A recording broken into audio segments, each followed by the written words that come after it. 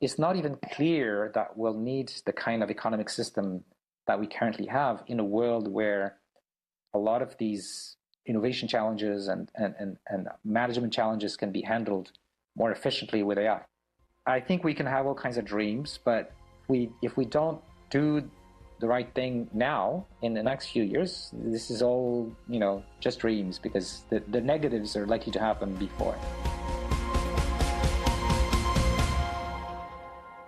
Thank you for listening to the interview from the BBC World Service. If you enjoyed today's programme, you can listen to the interview wherever you get your BBC podcasts. Until the next time, bye for now. From the BBC, that was the interview. I'm Saroja Coelho. CBC News is next. Good morning, Manitoba. I'm Marcy Marcusa, and this is Information Radio. We're live in downtown Winnipeg on 89.3 FM, 990 AM on the app and on YouTube. Thanks so much for joining us wherever you're joining from.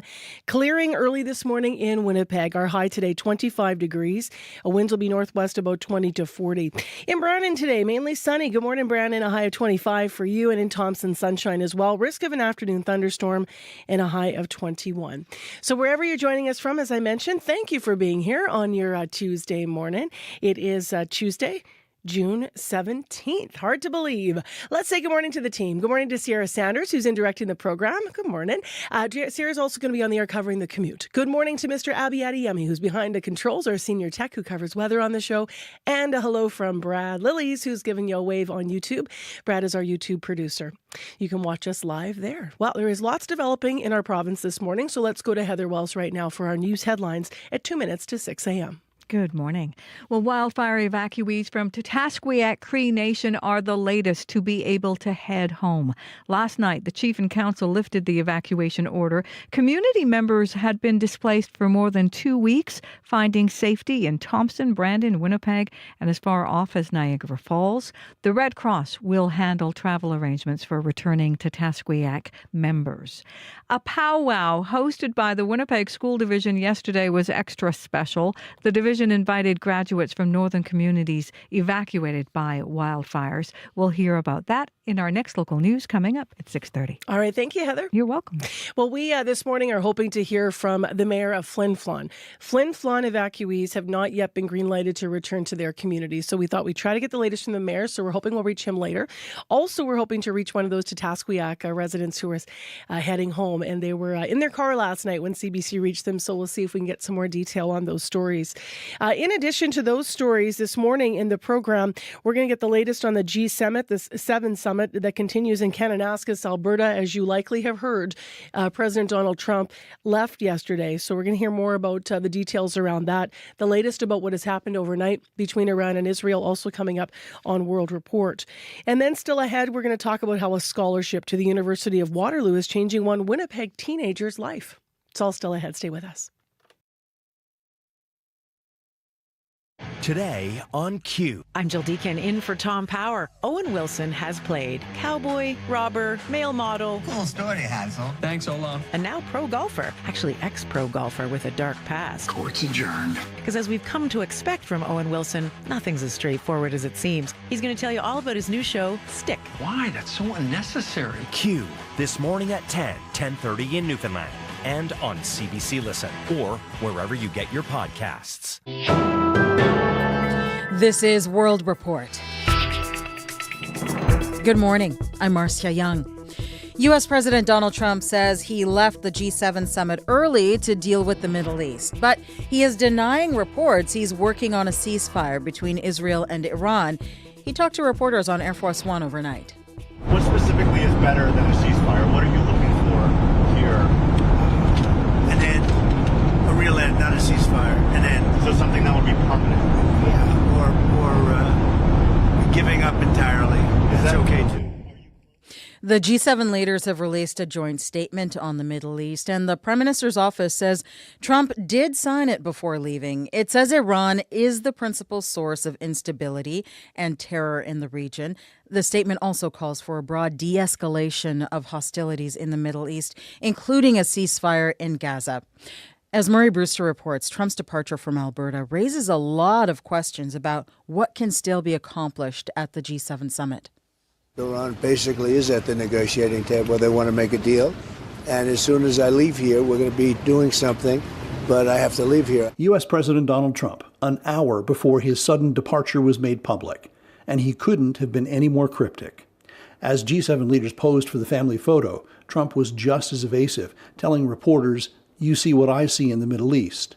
His host, Prime Minister Mark Carney, was gracious. I'm very grateful for the President's presence and contributions, and I fully understand why he must return.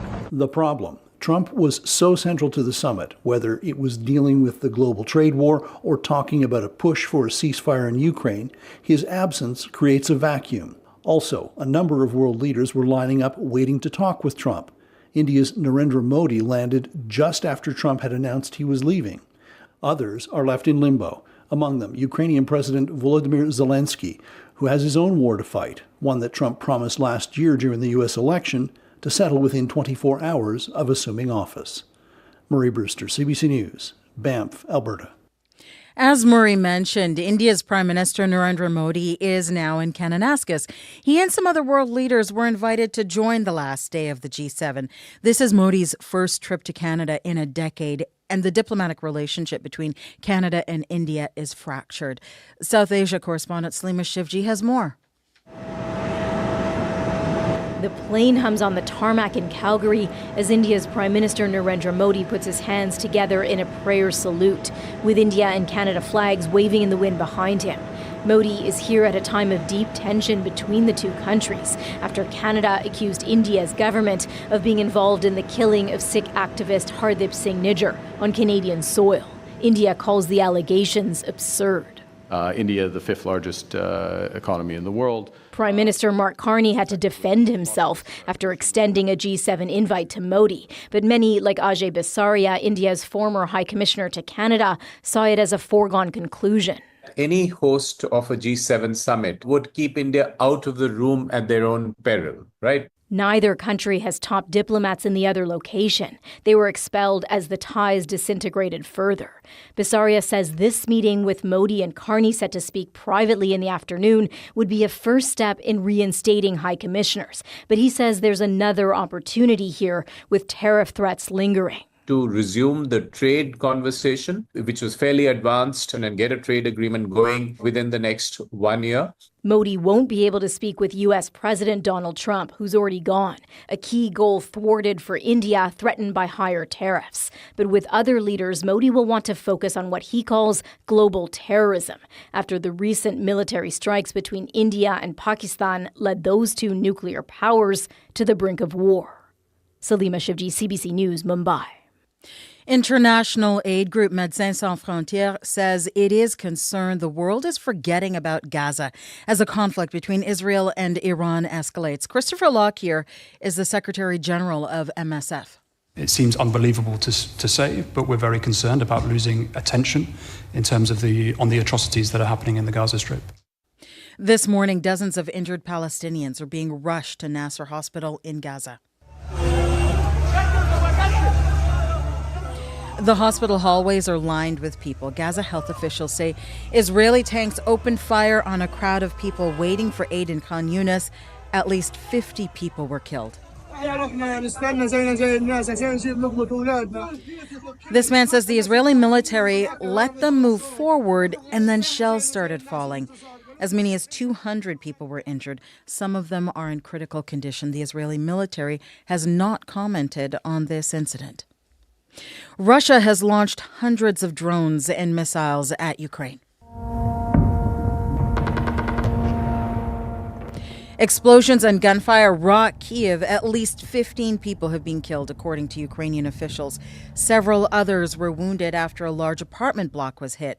Ukraine's President Volodymyr Zelensky is calling the destruction in Kyiv among the most horrific of the war. He says such attacks are pure terrorism and called on the world to respond.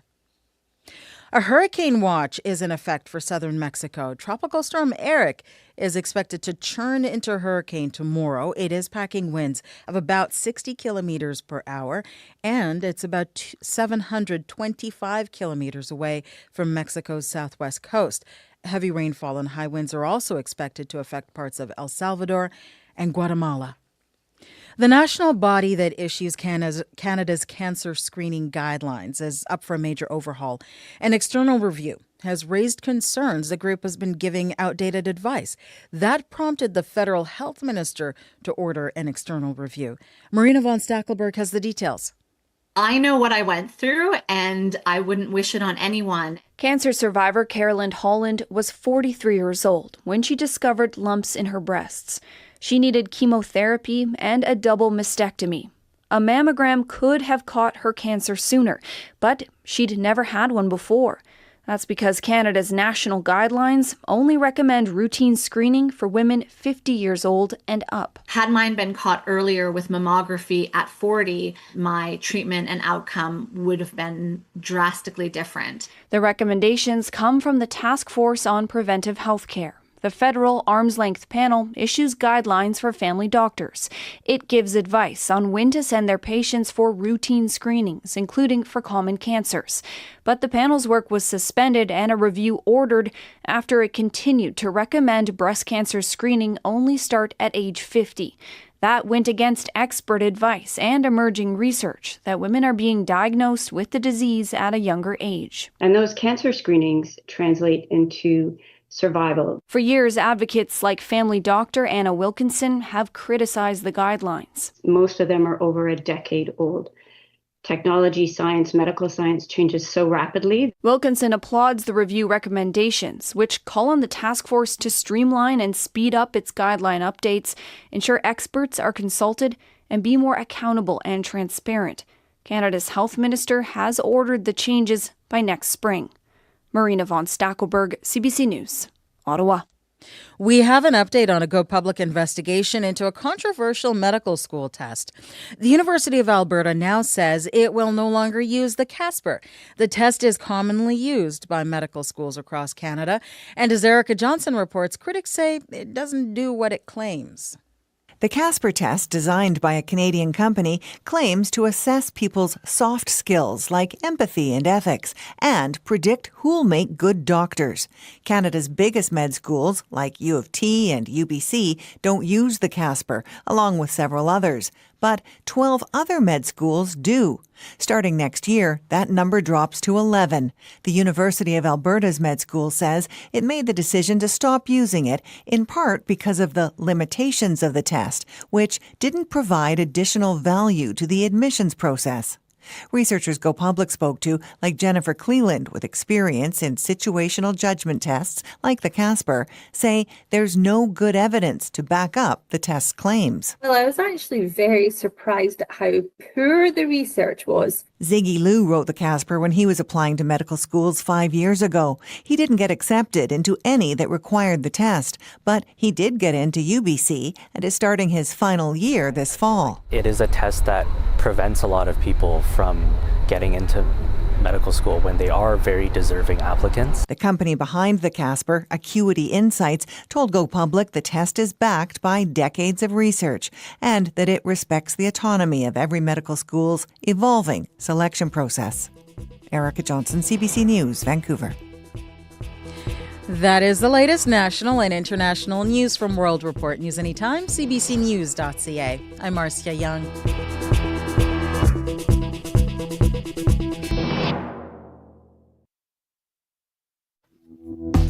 Good morning, everyone. Welcome to your Tuesday morning show. I'm Marcy Marcusa. This is Information Radio. We're here live with our team on 89.3 FM, 990 AM on the app and YouTube.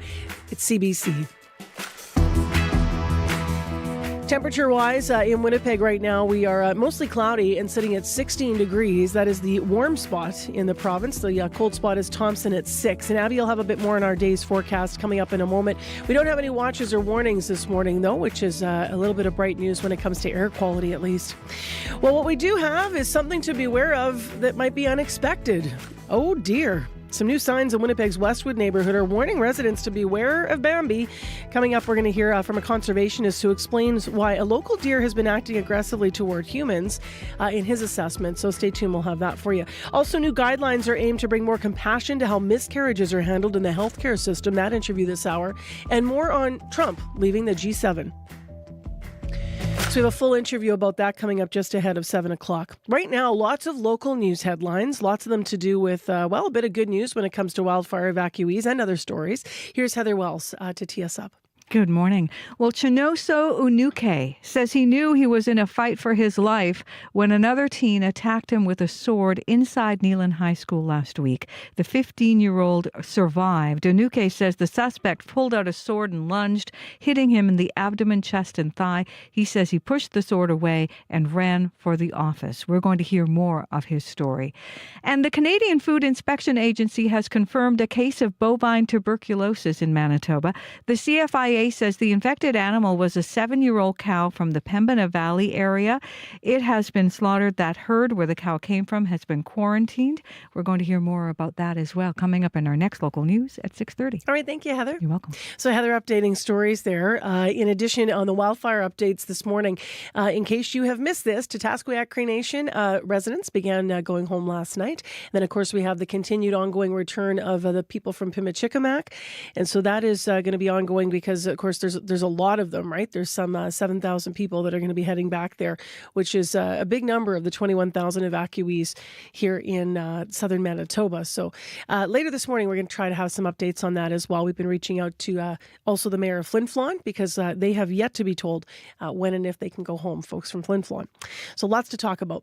Right now, though, let's go to the weather forecast. Good morning, Abby. Good morning, Marcy. Talking about Flin Flon, we're having a cooler weather this morning. So we're seeing temperatures between 7 degrees and 10 degrees in that part of the province. It's going to be a bit cooler this morning. Today we'll be bringing, for that northern part of the province where we have the fire and the smoke, it's going to be bringing a mix of sun and clouds. Now we do have a good chance of showers and thunderstorm in the forecast for most of the northern regions. We'll see highs around 21 to 22 degrees and some windy conditions will be coming from the northwest. So a bit of relief for folks in the northern part of the province. We should be seeing showers in that Flin Flon surrounding areas. But across board today, it's going to be warmer south and cooler north. Winnipeg at this time, we're seeing 16 degrees.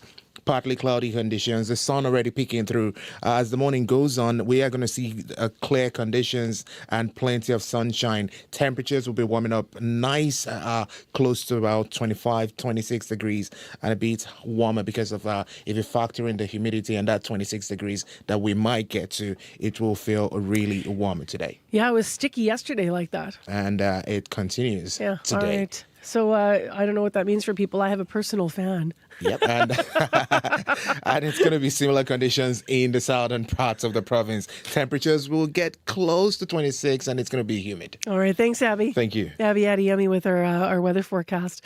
All right, let's see our first on-air good morning, at least, to Sierra Sanders. Good morning. Good morning. Quite on the commuter line as this morning is just getting started, but something to note, there was a collision on westbound Highway 1 from McGuckin Road to Highway 334. So the westbound lane on Highway 1 from the junctions of McGuckin Road to Manitoba Street is closed. So this closure is on Portage Avenue in Headingley. And that happened early this morning, but I think they are still managing that collision there. But if there's anything else slowing you down out there, whether you're on the highways or whether you're here in the city, you can give me a call on the CBC commuter line, 204-788-3093.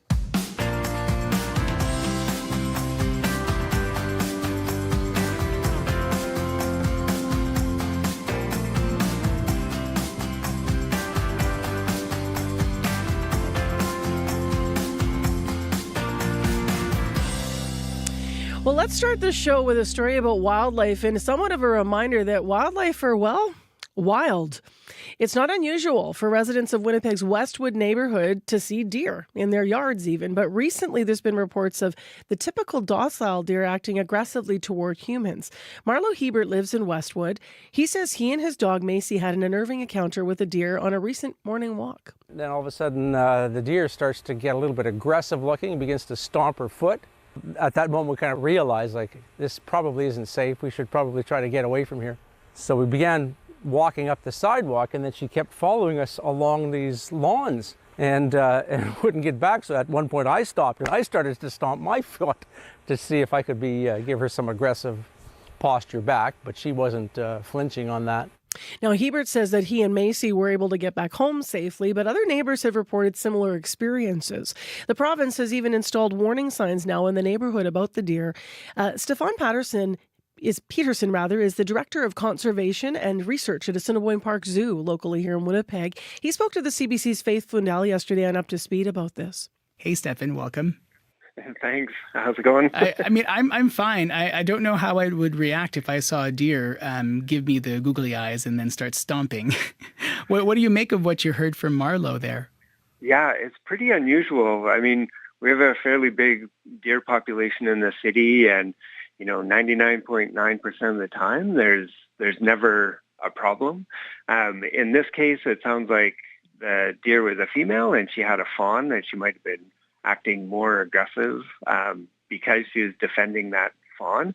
But it's not typical for a deer to do that. Usually they kind of go the other way. The fawn just lays down and stays completely still, and then mom comes back and picks up the fawn later. So lots of questions. Maybe sometime in the past she chose the aggressive tactic and it worked really well. Right. And animals are pretty smart, so maybe she learned that this is a strategy that she could use in the future. So it's a protection method that is from whether it's real or I guess her perceived threats.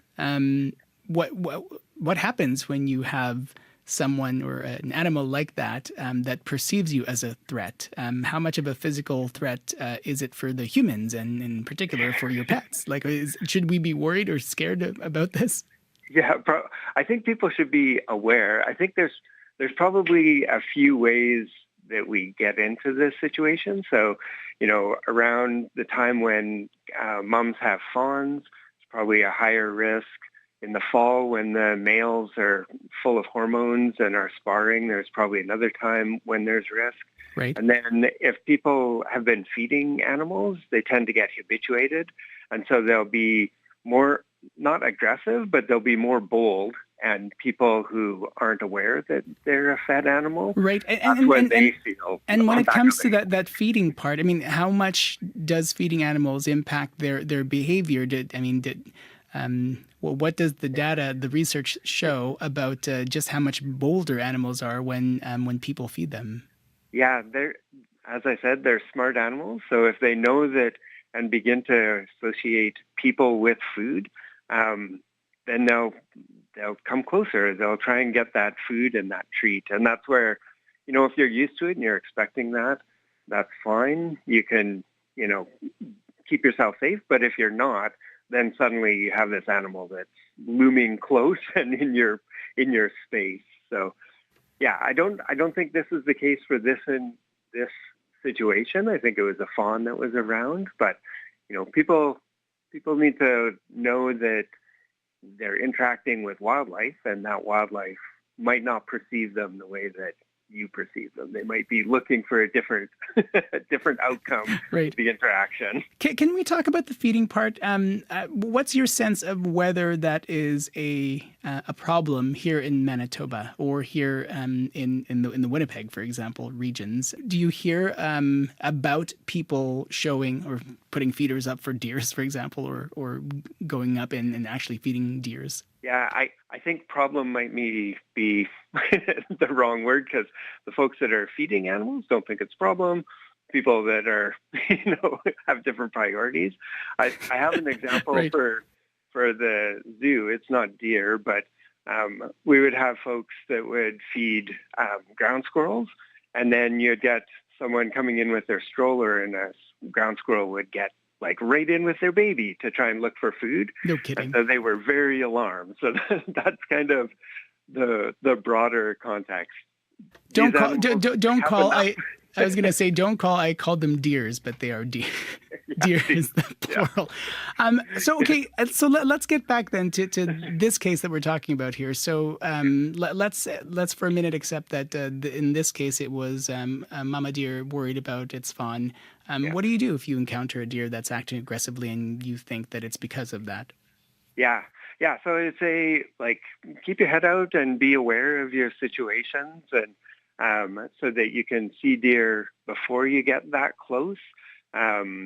Let them know that you're there. Give a hello or whatever, so the deer know that you're there. And then if they are acting aggressively, you don't want to panic. You want to try and get yourself out of that situation. So, if you can kind of keep your eye on the deer, but back out or get to a further away place to pass them. If they're really, determined, you might want to try and get a tree or something in front of you to kind of get a barrier so they don't have access to you. But people shouldn't be worried, I don't think, in most cases. Most of the interactions they have with deer in Winnipeg are going to be just a really great experience with nature. So don't constantly be in fear. Just keep your head up, keep an eye out, and give wildlife, a nice wide berth. And Marlo described that he stomped back at it when he started to get worried. I mean, is that effective? Should we be mimicking that kind of behavior? Yeah, it sounded like from his story that it didn't necessarily work that well. I mean, it's part of letting them know that you're there and you're a human. And yeah, the stomping probably wasn't interpreted as like another deer stomping, but probably helped kind of let that deer know that they weren't dealing with another deer, they were dealing with a person. So, right. Knowing a little bit more about why that deer is behaving that way is, if you just came around the corner and thought it was trapped or couldn't get away from you, then that probably won't happen again. Whereas, if a few males are using a certain area to spar, hormones are raging in the fall, then yeah, you might want to say, hey, let's give these guys a wide berth. Stefan, thanks for this and take care. Yeah, thank you. That's Stefan Peterson, the Director of Conservation and Research at the Assiniboine Park Zoo, in conversation with CBC's Faith Fundal. It's an honor to have you at the White House. The stories that matter. The opportunity is in the partnership. As they happen. There are some places that are never for sale. And what they mean to you. But never say never. Never say never. For news you can trust, stay with CBC News. 6:23 a.m. I'm Marcy Marcusa. You are on CBC This Morning, live from downtown Winnipeg. This is the morning show on 89.3 FM. Well, next on the show, something we don't talk about enough, but that's why we're talking about it this morning. I'm talking about miscarriage. It is a deeply personal and isolating experience, but new guidelines from the Society of Obstetricians and Gynecologists of Canada, the SOGC, wants to change this. The SOGC released updated recommendations to help healthcare providers better support women who experience pregnancy loss. It's a step to ensure that women get proper clinical help and feel supported. So the Globe and Mail's national affairs reporter, Christy Kirkup, joins us for her take and report this morning. Hi there. Good morning. So to start off, I mean, people may not realize how common miscarriages are in Canada.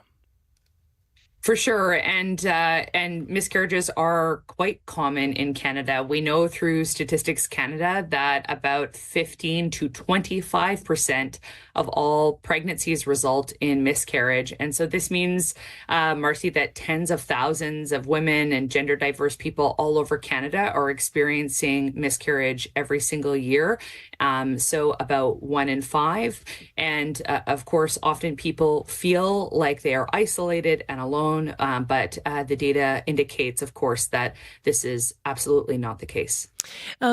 As a woman who went through infertility, I found that there was this pocket where it was like people didn't know what to say. And I wonder whether or not miscarriages is the same thing, even though there's such a need to talk about it. What's your thinking on, in doing this story about why we aren't talking about it more? For sure. I think that's such an important point because, there is often a feeling amongst patients where they feel as though perhaps that people just aren't going to know what words to use to meet their experience, or maybe that, there'll be cliches that are deployed where people, might just say, oh, I'm so sorry, and then try to move the conversation forward. And also, of course, the experience of things like shame and stigma, an experience that patients describe about guilt when they've experienced a miscarriage, even though we know that this, again, affects so many people and there's really nothing a person can do, according to doctors, to stop a miscarriage once it it has started. There's no pause button to push, or even when people go to the hospital to try and seek out that urgent care. It's really, again, about trying to supportive care, if you will, to help patients who may be experiencing things like severe abdominal pain or bleeding. But there's really nothing that can be done to stop the miscarriage, and then a real lack of awareness, if you will, about not only the frequency, but of course, what this physically entails for patients, and then also emotionally, what this involves as well. So what are these new clinical guidelines that the SOGC released? So these new clinical guidelines, national in nature, they really focus on the need, Marcy, for compassionate care, if you will, for pregnancy loss. So really putting an emphasis again on both the physical and the psychological, this emphasis on the need for mental health screening, because the evidence shows that, again, people who experience early pregnancy loss, that they are at a much higher risk for, mental health challenges, including anxiety and depression, and specifically calling for the guidelines calling for an expansion of what are called early pregnancy assessment clinics. And I find this aspect of the story super interesting, frankly, because I spoke to one gynecologist based in Ontario who was trained in the UK, and she was describing that, she was doing her training back in the 90s. This isn't a new doctor, but that at that time, these clinics were quite prevalent in the UK. There's now more than 200 of them. She came to Canada and she realized that there was a real gap in care. And so she has been running one of these clinics at the North York General Hospital near the Greater Toronto area, and has been doing so since 2004. So a call to really scale up these types of clinics, and really at a basic level, what they entail is, a gynecologist being available to meet patients, to help them, again, with the physical symptoms that they're dealing with, and again, for there to be a discussion about mental health right out of the gate, and for an ultrasound procedure to be taking place in this tailorized clinic, so that patients, frankly, don't have to sit in emergency rooms, perhaps experiencing things like bleeding for hours upon hours, needing to go into places like an ER bathroom, and being alongside other patients that are dealing with critical health issues like heart attacks or the byproducts of car accidents. When you're already going through trauma, having to be in an environment like that, patients describe that just being kind of compounding the experience of just feeling quite frankly, like this is, again, something they're experiencing in ways that people just can't really understand the magnitude of the experience, and really not wanting to be in that type of ER environment when they're dealing with something at this particularly vulnerable moment of their lives. It's so interesting, too, because when you start talking about it out loud, you kind of, really realize what women are going through, even going through miscarriages and even having to deliver stillbirths, like in the maternity ward, while you're surrounded by maybe other women who are giving birth to their babies. And I mean, just all of these layers of things. And I've heard from women before that have said, that they needed to live with the grief of what was going on physically and emotionally. And very quickly, the healthcare system was talking about, don't worry, sort of, you can get pregnant again. But there was a grieving period that wasn't sort of honored. How can we implement better care then for women who miscarry in the health system? I guess what I should ask really is a timeline. Like when are we expecting to see the changes take place as we attempt to do better for women? So really, I think this is seen as quite a significant first step in the way that these guidelines have now been published in the SOGC's medical journal. And now the push really will take place at a couple of levels. Firstly, at the level of hospitals, to really emphasize this point again about the whole notion that you are describing about, how can we do this better? And in speaking to gynecologists like the one I was referencing from Ontario, who has been doing this kind of work, running one of these clinics for more than 20 years now, she'll say, this isn't about creating a big new center. It really could be a room somewhere people could go to experience, this compassionate care. Thank you very much, Christy. Lots to talk about here. I appreciate your time. Take good care. Thank you so much. That's Christy Kirkup. She's National Affairs reporter with the Globe and Mail. Your CBC Winnipeg News is next. This is CBC News. Good morning. I'm Heather Wells in Winnipeg. At 6:30, it is 16 degrees, a mix of sun and clouds today, a bit of a breeze, and a beautiful summery high of 25. Chinoso Unuke says he thought he would die when a student attacked him with a sword at his high school last week. The 15-year-old survived the attack at Neelan High School in Brandon.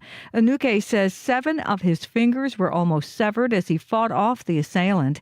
He was also struck in the chest, stomach, and thigh. Unuke spent 10 hours in surgery in Winnipeg before returning home on Thursday. The next day, he visited his school, the scene of that attack. I was thinking I'm probably going to end up going back here next year anyways, so why would I be terrified of going back to a place that there's a 0.01% chance of this happening again. So so I went over there, I talked to some people, because there's a lot of people waiting, because that's very rare happening things. The 16-year-old suspect faces a number of charges, including attempted murder. Evacuees from Tatasqueyak Cree Nation are the latest to head for home. The chief and council lifted the evacuation order yesterday. Community members were displaced in places like Thompson, Brandon, Winnipeg, and Niagara Falls.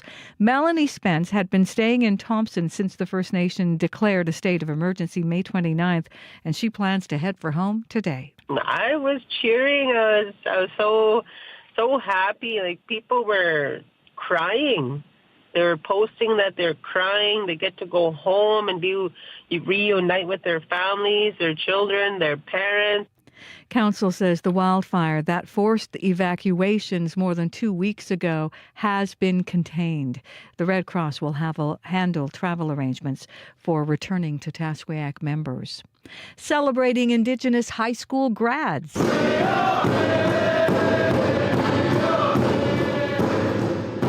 Powwow hosted by the Winnipeg School Division, and this year's event offered something special. The division invited graduates from northern communities evacuated by wildfires.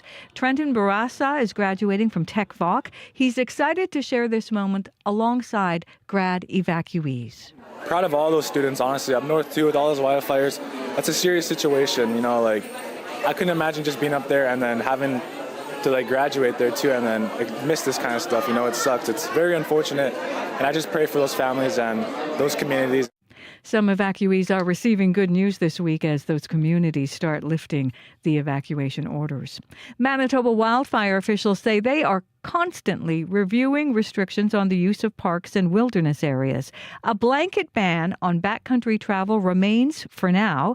Kristen Hayward, Deputy Minister in charge of the wildfire program, says it's not because of any danger posed to hikers or paddlers. The reason we put the restrictions in place wasn't because of active fires. We put them in place because of the potential for human-caused fires. So we wanted to minimize people out on the landscape in places where fires could start.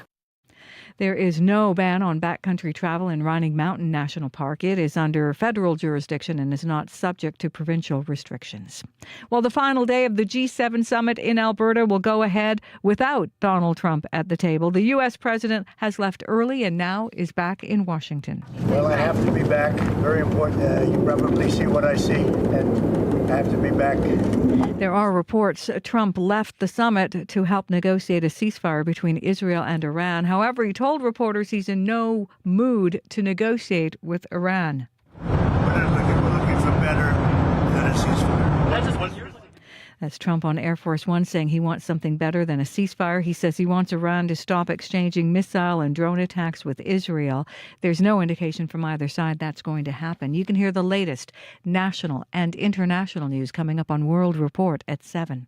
The Canadian Food Inspection Agency has confirmed a case of bovine tuberculosis in Manitoba. The CFIA says the infected animal was a 7-year-old cow from the Pembina Valley area. It has been slaughtered, and the agency says the herd where the cow came from has now been quarantined. The CFIA says human cases of bovine TB are very rare, but can occur by consuming raw or unpasteurized products from an infected animal. It says pasteurized milk and milk products are safe to consume. A grade 12 student from Miles MacDonnell Collegiate has won a $120,000 scholarship. Cherry Wang is one of 100 winners of the scholarship selected from more than 350,000 high school students across Canada. Wang says she came to Canada from China without speaking any English, and she now leads her school's robotics, hackathon, and coding clubs. I'm kind of doing research on possibly making a productivity app that's AI powered, and basically it can use AI to basically designate time blocks so that students have times slotted so that they can do different work. Wang will be studying at the University of Waterloo. Her goal is to work at Google and possibly pursue a master's degree at MIT. You can find the latest news updated throughout the day at cbc.ca/Manitoba. In my house, we call that Smarty Smart Smarts. Man, hey? Yeah. So nice to hear all the grad stories. Thank you, Heather. Thank you. All right, let's get into our regional forecast with Abby Adeyemi. Yeah, we're looking at sunshine and warmth in the southern part of the province, and we're seeing cooler conditions in the north this morning with a chance of showers later in the afternoon. Conditions in Winnipeg and surrounding areas, we're looking at it's shaping to be a warm and sunny day with a few clouds still hanging around this morning. Right now, 16 degrees, sunshine starting to break through those cloudy conditions we're seeing outside. We're headed for a high of 25 today. As mentioned earlier, it's going to be a bit humid with the winds picking up from the northwest later. For the Pembina Valley region, we're looking at similar conditions to Winnipeg, partly cloudy at this time. We're seeing temperatures around 14, 15 degrees in modern Winkler, Altona, all the way down to the U.S. border. Sunshine also beginning to break through in that part of the province. The skies will clear. It will be sunny and warm by the afternoon period, close to 26 degrees later. In the Westman region, 11 degrees right now, sunny in Brandon. We saw some fog patches earlier. That is already clearing. We're going to see mainly sunny conditions throughout the day, reaching a warm high of 25 as well. In the Parkland region right now in Dauphin, we're looking at 12 degrees with some early morning mist still hanging around. That should lift as you get into the day, making a way for some sunshine and also high of 25 in Dauphin. In the Interlake region, we're seeing Gimli around 14, 15 degrees now. The sun already out, but we do have local smoke in that part of the province. Expect sunshine, high of 24. Now, tracking conditions into the northern part of the province where we say it is cool, the powerful influence surrounding areas. We're looking at 10 to 12 degrees right now with partly cloudy skies. We will see a mix of sun and clouds later, with showers likely this afternoon and a risk of thunderstorms to come with that. We should see highs around 22 for that region. In terms in 8 degrees, mainly sunny at this time. Sunshine will take over till about your lunch break when some clouds will roll in. Then we have a good chance of showers in the afternoon and thunderstorms. High for Thompson will be around 21, 22 degrees. Further north in Churchill, right now 8 degrees, mostly cloudy. Also expecting a mix of sun and clouds today with a slight chance of showers, and winds will be coming from the northwest. That would ease as you get into the day. We will see highs close to 12 degrees. So it's warm and sunny in southern Manitoba, and it's a bit, cool, and we're expecting showers in the northern part of the province today. Winnipeg right now sits at 16 degrees. All right, thanks, Abby. Thank you. With a quick look at our commute, here's Sierra Sanders. Good morning. I'm still pretty quiet on the commuter line, so things are moving smoothly out there. Something to note that I mentioned at the top of the show, there was a collision on westbound Highway 1 from McGuckin Road to Highway 334. So the westbound lane on Highway 1 is the westbound lane on Highway 1 from the junctions of McGuckin Road to Manitoba Street is closed. So that is this closure is on Portage Avenue in Headingley. This happened quite early this morning. I am refreshing, looking for updates. So if I do get an update, I will make sure to let listeners know. But if there's anything slowing you down out there, you can give me a call on the CBC commuter line, 204-788-3093. All right, and if you want to update that, let us know. 788-3093 is the number. All right, it's time to update something else, which is business news. Crystal Ramlakan joins us every morning on the program at this time via Zoom. How are you today? I'm good. How are you, Marcy? I'm very well.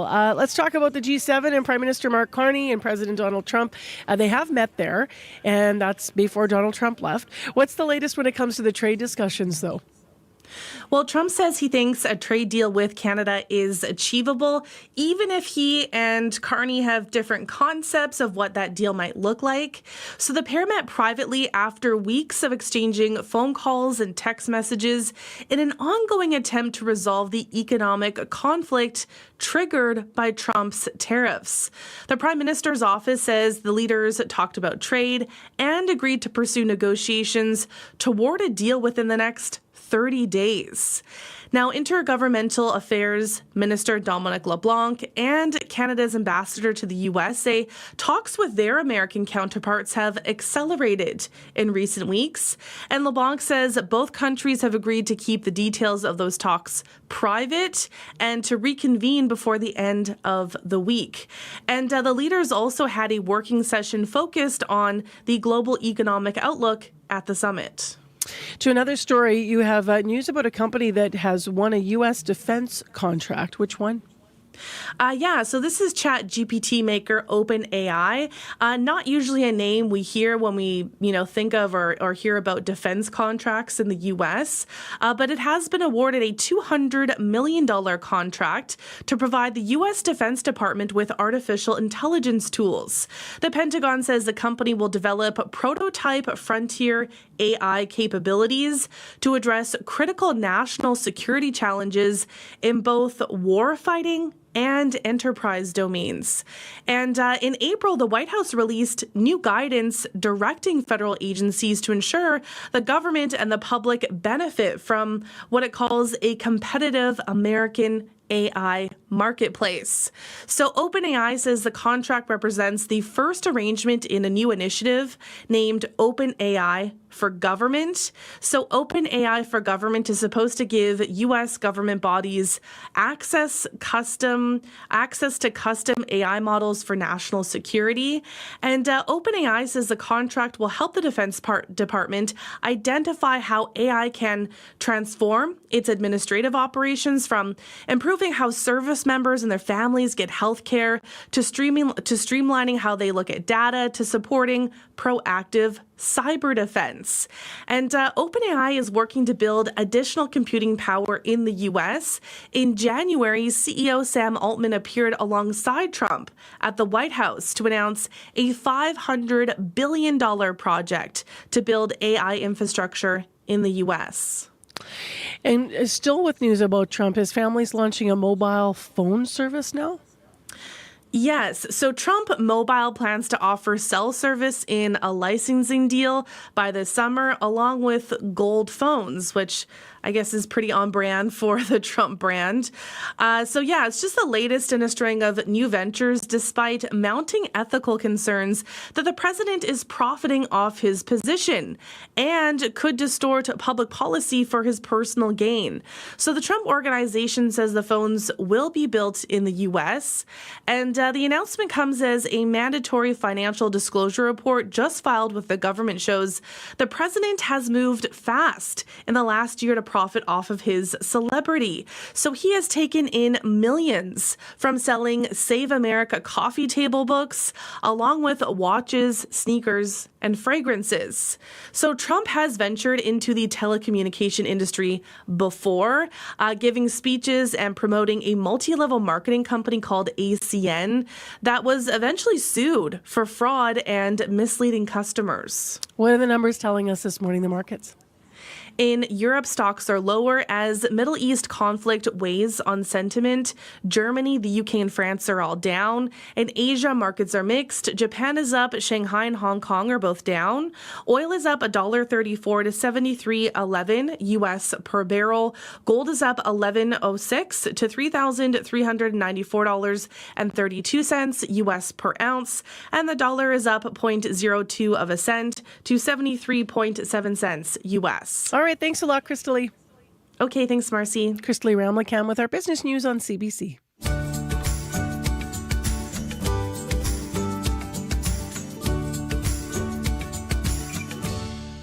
I'm wearing a white shirt today, so it's inevitable that I'm going to draw pen all over myself. If you're watching the show on YouTube, you're seeing me already trying to wipe it off my hands this morning. I'm one of those people. I'll probably spill my coffee by the end of the show, too. I don't know about you. 6:45 a.m. right now. If you're up and early planning your day in Winnipeg, good news because the Jazzfest starts and the weather looks beautiful if you want to get out and about and check out some of the shows. Venues all around Winnipeg are going to have shows from world-class artists, but also some local greats as well as the Jazzfest continues. Juno-nominated local artist Aaron Propp has an opening show at the Desautels Concert Hall at the University of Manitoba. This one goes tomorrow night. But here she is to ease us into Tuesday. This one's called Hello Morning.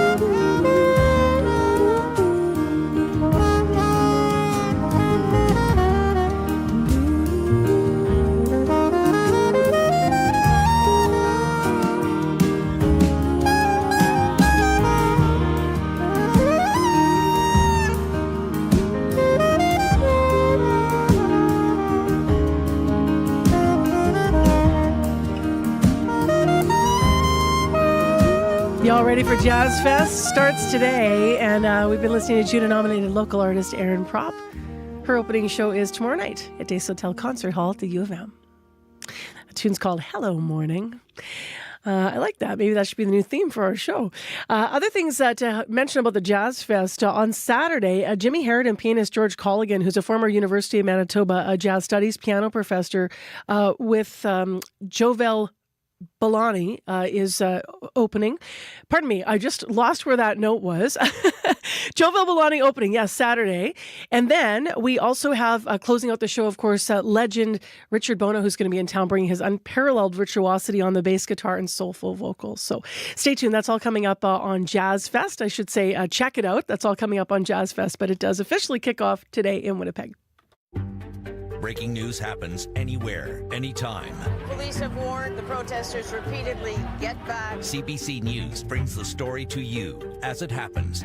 Hundreds of wildfires are burning. Be the first to know what's going on and what that means for you and for Canadians. This situation has changed very quickly. Helping make sense of the world when it matters most. Stay in the know. CBC News. Well, we have no special air quality warnings this morning for anywhere in the province, so that's a bit of good news. We also are trying to reach the mayor of Flin Flon today. We'll find out what the latest is about what their plans might be for returning. Yesterday, he was posting on Facebook to residents to be patient. They are still considering when it's going to be safe to go back. Of course, a lot of people are thinking about it and asking the questions when it comes to wildfire returns, because the total number of evacuees, 21,000 from north to south here in across southern Manitoba and into other parts of Ontario as well. However, many people are starting to go back. So Cranberry Portage to Tasqueyac Cree Nation residents, as well as the first folks by cars yesterday, and now the planes will start going back to Pimicikamak. So could Flin Flon be next? Well, patience is what's being asked for. If you look at the fire view map, you'll understand why. So you can clearly see in some of those other communities I mentioned where people are heading back, where the fire activity has moved away and then obviously is being listed as being held. But the fires around Flin Flon are not yet being held, and they are closer to that city of 5,000 still. So we will try to get the mayor on this morning, and we'll let you know if we do confirm that. Right now it's 8 minutes to 7 o'clock, and let's return you now to Kananaskis, Alberta, and what's going on at the G7. We have Deputy Ottawa Bureau Chief for the Toronto Star, Alex Ballingall, here to talk about everything that happened yesterday. It was an eventful day. Good morning, Alex. Hey, good morning. So I guess the first thing to start with is what we've already been talking about, is U.S. President Donald Trump unexpectedly leaving early due to, quote, important matters, end quote. What are we to make of it? Well, yeah, I mean, important matters. First of all, it's an interesting development in its own, given how much of the summit is focused around Trump and his tariffs and his impact on, global relations. In all sorts of ways. So him kind of bailing early is a notable and major development, I think, just for the story of the summit itself and then how, what comes out of it. But then also just why he left. There's this escalating potential, not potential conflict, sorry, potentially escalating conflict, which seems to be escalating between Israel and Iran. There's speculation that, that could spiral out into a broader regional conflict, that the U.S. could somehow get sucked in and be directly involved. And so Trump, even in his social media posts about it yesterday, talking about, Tehran, the capital of Iran, everyone should evacuate the capital, quite an ominous and startling statement from the American president. He's gone back to Washington, apparently to deal with this and discuss what's going on and a way through this maybe, or how the Americans should kind of react to this. So I think it's all kind of moving around right now. It's not quite clear where this is going. Maybe throughout the day we'll get a better idea, but pretty intense and serious situation there. So it's interesting that he felt he had to leave in order to address it. And I guess we'll see what happens through the day today, how what that decision turns into from the Americans. Yeah, we didn't get clarity late yesterday or overnight, and then I don't think while there was obviously intensity last night, we didn't get any confirmation about direct U.S. involvement, and I don't believe we got any. Also last night over Tehran, while there was activity, it wasn't escalated from the night before, for example. So I think people are still watching today very carefully. Obviously, very tense here. I wanted to return to the G7 and talk about what was already discussed, though, because there was the one-on-one meeting between Prime Minister Mark Carney and Donald Trump. What's your sense of what concretely came out of that? Well, the big thing, or the tangible result, I guess, was an agreement to try and get an actual deal on the tariffs and the trade war within the next 30 days. So they basically agreed to kind of put a time frame around that. Which it's going to be interesting to see if they can fulfill that. But that was kind of the big tangible thing. It seems, in the public portion of the meeting that we were able to watch, and Trump was, taking a few questions. He did say, he's a tariff guy. Carney sees things differently, but he's, Trump's insisting that tariffs are a good thing and that he likes them and that he wants to keep them. But Carney sees things differently. Like the Canadians, the officials yesterday were saying that, the Canada's goal is to really get the tariffs fully removed, the border tariffs, the auto tariffs, the steel and aluminum tariffs, these things that rattle businesses and workers across the country, and then the Canadian counter tariffs on top of that against American imports. Canada wants to kind of get rid of all that and go back to the way it was before Trump started cranking up tariffs on us. So, it'll be the thing to watch for. How close to that goal can Canada get in the next 30 days if they can strike a deal? What's your sense of, how much President Trump came to the summit with the intention of making trade deals with Canada and other countries, that despite the wide agenda of other issues, that's why he came? I'm not sure if it's the only reason he came, but he did say on the way into the summit on Sunday that, he thinks that deals are possible. I think he has a big political interest in striking deals and showing that, him basically pushing around other countries by imposing big tariffs will reap agreements with the United States that, in his mind, he can kind of brandish them as new deals that are more favorable to American interests and American businesses, I guess. So if he can kind of wrench concessions out of other countries through the kind of the blunt instrument of his tariffs, then he can claim wins. And I think he's been trying to strike deals like that. His officials in the administration in recent weeks and months have talked about how they're going to get so many deals and all the other countries are dying for deals. So I think he does have a political imperative to try and show progress on that. There's been kind of faltering progress in some, it hasn't been, there hasn't been a flurry of deals, for example. There has been progress on one with the United Kingdom, for example.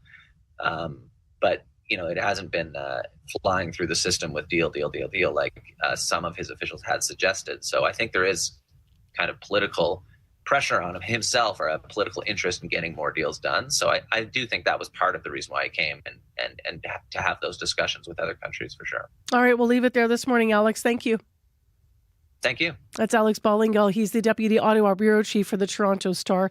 3 minutes to 7 o'clock, national and international news on World Report. The latest in Iran and Israel this morning coming up in moments.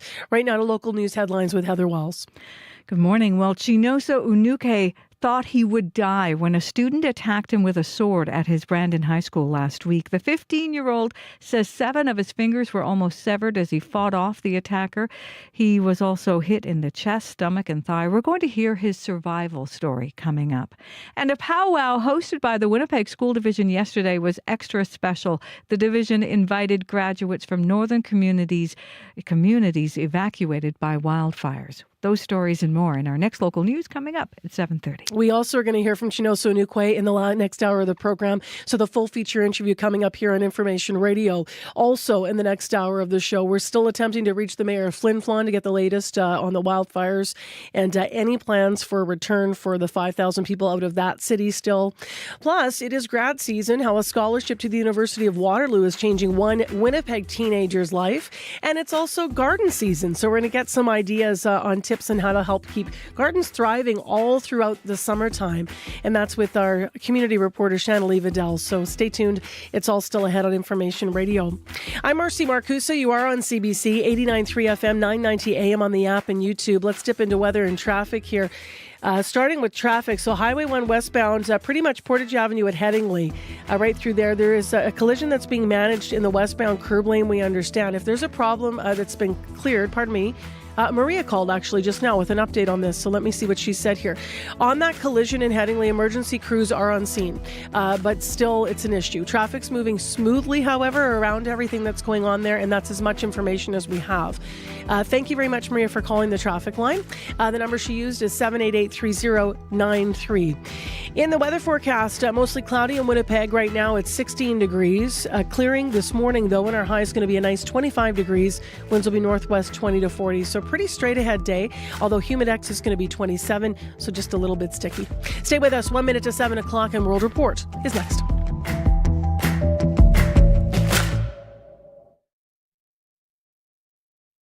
Today on The Current. I understand that there are challenges when people want and need to visit our hospitals. Patients and their families are up in arms in many parts of this country over the cost of parking at hospitals. But healthcare centers say they need that money to fund all the things they do. The high cost of hospital parking coming up on The Current. The Current with Matt Galloway. This morning at 8:37, 9:07 in Newfoundland. And on the CBC Listen app. This is World Report. Good morning. I'm Marcia Young. This G7 Leader Summit is not going as planned. President, any statement on why you're leaving the G7 early for Washington? Well, I have to be back. Very important. You probably see what I see. U.S. President Donald Trump left to deal with the Middle East. Now he's back in Washington, and he's denying reports he'll try to broker a ceasefire deal between Israel and Iran. The G7 is not going as planned for Canada either. There were signs yesterday Prime Minister Mark Carney had made progress on the issue of tariffs. He and Trump committed to reach a deal within 30 days. But then back on Air Force One, Trump spoke to reporters. You said a lot about acquiring Canada as a state. Did anybody talk to you about that? And where I think it's now? a much better deal from Canada, but, it's up to them. They're going to have to pay a lot of tariffs and things. They're going to have to pay a lot of money for the dome. For reaction, let's go to Alberta Rockies, and our parliamentary reporter Janice McGregor is there. Janice, this cannot be what Canadian officials want to hear. Marcia, we haven't heard yet from any Canadian officials to assess the injury from this latest whiplash. In front of the cameras yesterday, Trump was very complimentary about this summit. Canadian officials were speaking positively about their bilateral meetings, setting up this new 30-day deadline to reach a deal optimistically, as if it's maybe within reach. But going by the president's comments on Air Force One last night, he has no intention of giving up that hammer, bragging about $88 billion in government revenue his tariffs have generated. Tariffs paid, must remember, by U.S. businesses and consumers of imported goods. So at cold light of day here, does this 30-day deadline now look instead like potentially a countdown to when the Carney government may have to stand up for its own domestic stakeholders and step up retaliation? Late today, the Prime Minister is going to be meeting with Mexican President Claudia Sheinbaum, perhaps trying to reconfigure that North American relationship at a time when they both now are faced with strategizing around Trump's inconsistencies. And Janice, late last evening, despite reports that Trump would not sign a statement about Iran and Israel, he actually did. Tell us about that. Yeah, a senior Canadian government official told reporters on Background that it was Mark Carney that got Donald Trump to sign on to this call for de-escalation in the Middle East, a broad statement that not only references the ongoing bombing, but also the earlier conflict in Gaza. Earlier reports and remarks from Trump himself had made it seem like he wouldn't be part of any joint declaration on this, standing firm instead with America's ongoing support for Israel, not wanting to discuss potential U.S. military involvement. But after saying in front of the camera that he thought Iran was basically at the table and wanted to make a deal, Trump posted on social media at dawn this morning that this is fake news, that he'd reached out to Iran to initiate peace talks. He left this summit citing the urgent need to engage on this conflict, but exactly what he's doing, very unclear. Thank you, Janice. You're welcome. Janice McGregor, reporting from Banff, Alberta. This morning, Israel appears to be expanding its air campaign against Tehran, and Iran's Revolutionary Guard is reportedly claiming it has struck a center of the Mossad, Israel's foreign intelligence service. Anna Cunningham is in London with the details. Air raid sirens and interceptions over Jerusalem and Tel Aviv this morning. Iran's Revolutionary Guards warning it will intensify attacks with missiles and drones on Israel in the coming hours. Overnight, its attacks on Israel were less intense than previous nights. The Israeli military says it has killed another senior Iranian military commander in a targeted strike in central Tehran. Ali Shadmani, who was close to Iran's supreme leader Ayatollah Ali Khamenei, was only appointed last week after Israel killed his predecessor. Iran is yet to confirm the death. Iran says it is recalling all doctors and nurses from any leave. In a video released by the Iranian Red Crescent, shattered windows, broken medical kits and blood are seen strewn across the floor of the Farabi hospital in the western city of Kermanshah. It was reportedly hit in an Israeli strike. Israel says overnight it launched extensive strikes on Iran, targeting missile and drone sites in the west. Explosions and smoke were reported in the city of Tabriz, home to a major Iranian Air Force base. In the capital, Tehran, people are trying to leave. Long lines of vehicles seen snaking out of the city. US President Donald Trump on social media urging residents to immediately evacuate Tehran without giving further details. Anna Cunningham, CBC News, London. This morning, dozens of injured Palestinians are being rushed to Nasser Hospital in Gaza.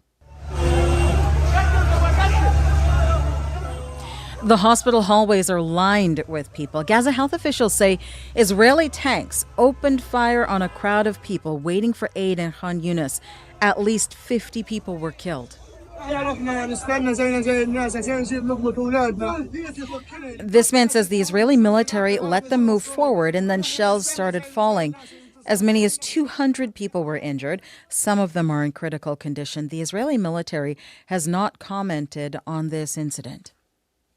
An overnight Russian attack has killed more than a dozen people in Ukraine. At least another 100 people are injured.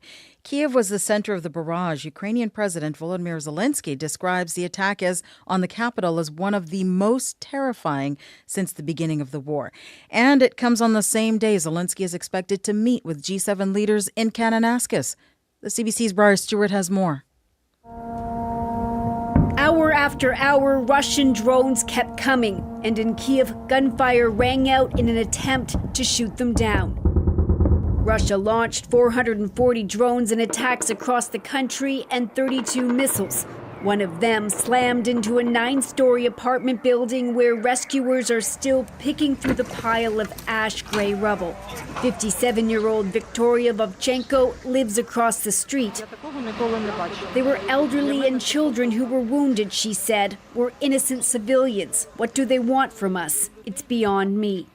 Ukraine's President Volodymyr Zelensky is expected to meet with G7 leaders in Kananaskis, Alberta, in an effort to shore up support for the country. Lesya Vasilenko is a Ukrainian MP in Kyiv and hopes the G7 leaders will talk about rolling out new sanctions against Russia. But sanctioning Russia not in a trickle-down way, in a piecemeal way, but in one that completely incapacitates Russia to be making the weapons with which they're striking Ukrainians today. But U.S. President Donald Trump won't be part of that discussion. He left the summit early, and while he was there, remarked that he thought it was a mistake to remove Russia from what once was the G8. Briar Stewart, CBC News, London. Yesterday, World Report aired a story that stated Taiwan is a country that China is threatening to invade. In fact, Taiwan is a self-governing island, and sovereignty claims over the territory are disputed. The national body that issues Canada's cancer screening guidelines is up for a major overhaul. An external review has raised concerns the group has been giving outdated advice. That prompted the federal health minister to order an external review. Marina von Stackelberg has the details. I know what I went through, and I wouldn't wish it on anyone. Cancer survivor Carolyn Holland was 43 years old when she discovered lumps in her breasts. She needed chemotherapy and a double mastectomy. A mammogram could have caught her cancer sooner, but she'd never had one before. That's because Canada's national guidelines only recommend routine screening for women 50 years old and up. Had mine been caught earlier with mammography at 40, my treatment and outcome would have been drastically different. The recommendations come from the Task Force on Preventive Health Care. The federal arm's-length panel issues guidelines for family doctors. It gives advice on when to send their patients for routine screenings, including for common cancers. But the panel's work was suspended and a review ordered after it continued to recommend breast cancer screening only start at age 50. That went against expert advice and emerging research that women are being diagnosed with the disease at a younger age. And those cancer screenings translate into survival. For years, advocates like family doctor Anna Wilkinson have criticized the guidelines. Most of them are over a decade old. Technology, science, medical science changes so rapidly. Wilkinson applauds the review recommendations, which call on the task force to streamline and speed up its guideline updates, ensure experts are consulted, and be more accountable and transparent. Canada's health minister has ordered the changes by next spring. Marina von Stackelberg, CBC News, Ottawa. That is the latest national and international news from World Report. News anytime at cbcnews.ca. I'm Marcia Young.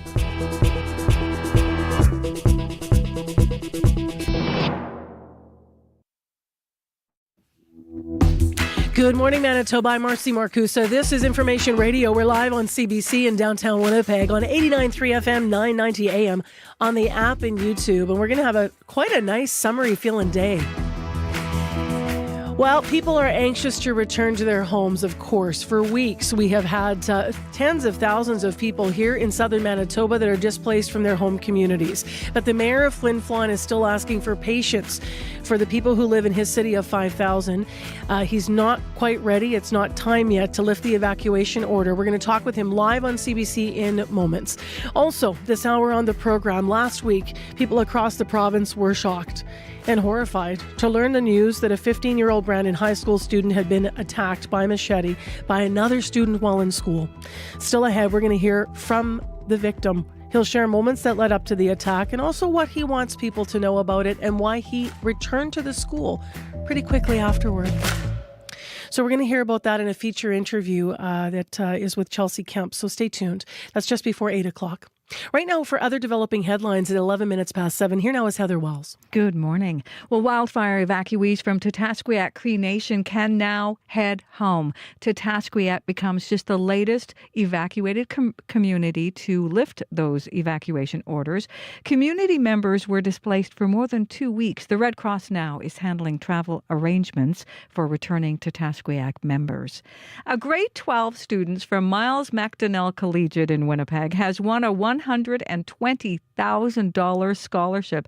Cherry Wang is one of 100 winners selected from more than 350,000 high school students across the country. We'll hear from her in our next local news coming up at 7:30. Good for her. That sounds amazing. Yeah. All right. Thank you, Heather. You're welcome.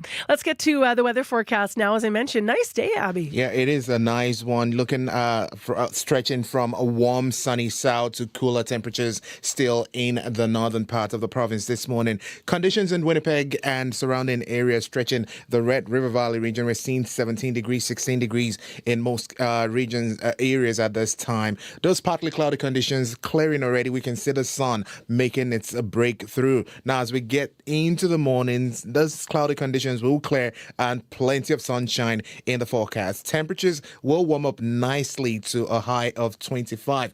As I've mentioned earlier, it's going to be a bit warm and humid out there today. Those winds will not be cooling things off. It's going to be more like, the warm breeze coming your way, and you just want to keep yourself hydrated today. I call it the hairdryer wind. Yep, and it's similar conditions in the southern part of the province, but up north we're seeing cool temperatures, 8 to 14 degrees at this time, 8 degrees in Churchill. All right, thanks very much, Abby. Thank you. And now to our morning commute. There have been a couple of things developing. One in particular that Sierra Sanders has her eye on. Good morning again. Good morning. Still pretty quiet on the commuter line as this morning continues on. So things are moving along out there. As we've been talking about throughout the morning, there was a collision on westbound Highway 1 from McGuckin Road to Highway 334. And Maria did call a little bit earlier to say there are emergency crews on the scene there, but traffic was moving smoothly through there. So that closure was on Portage Avenue in Headingley, and that happened early this morning. But if you do have any updates on that, please feel free to give me a call. And if there's anything else slowing you down out there, you can give me a call on the CBC commuter line, 204-788-3093.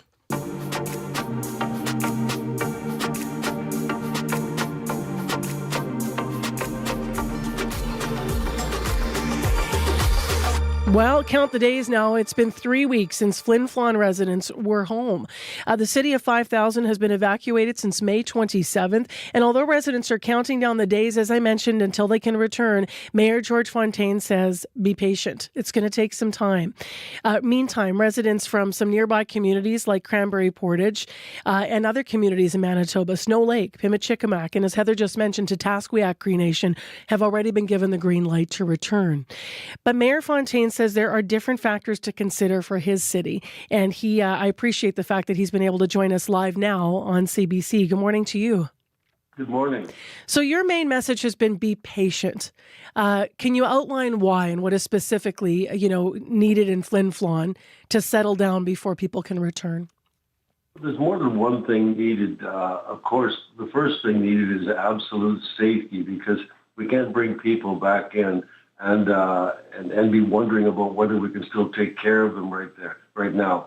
And then, of course, the second thing is going to be the services that need to be there to be provided for having anybody around there. So last night, our fire chief made a presentation on a YouTube through the city and explained where the fire is, what it's doing, and it is not dormant at this point. It's still active, and there have a lot of people working on it. So it's not a condition in which you can bring people back yet. So both physically in terms of fire danger and then with the logistics of bringing people back, it's not time. And we have people who are patient. We have people who are very angry. We have people who are running through sad times in their lives. All that sort of thing is going on. But that doesn't change the fact that we had a meeting last week. Even the deputy premier was involved in talking about all the conditions that would be required and all the things it takes, the logistics and that sort of thing it takes to bring people back. And as soon as those people who are making the decision, because I am not that one, I'll probably be the person who's asked to lift it, but I'm not the one who makes the decision. And they're going to make a conscious decision to make sure it's safe for everyone to go back and that they can be provided with the necessities of life when they do get there. Yeah, and I'll ask you about those necessities in a moment. If I may, Mayor Fontaine, I'm wondering whether or not we can get you off speakerphone. I just want to hear a little more clearly what you're saying to folks this morning, if that's possible. Sure. Okay. Well, let me see. And if we lose you, we'll call you back. It's live radio. No worries at all. Yeah, I'm on speaker now. Does that make a difference? You know what? That's actually much clearer for us. Thank you so much for doing that.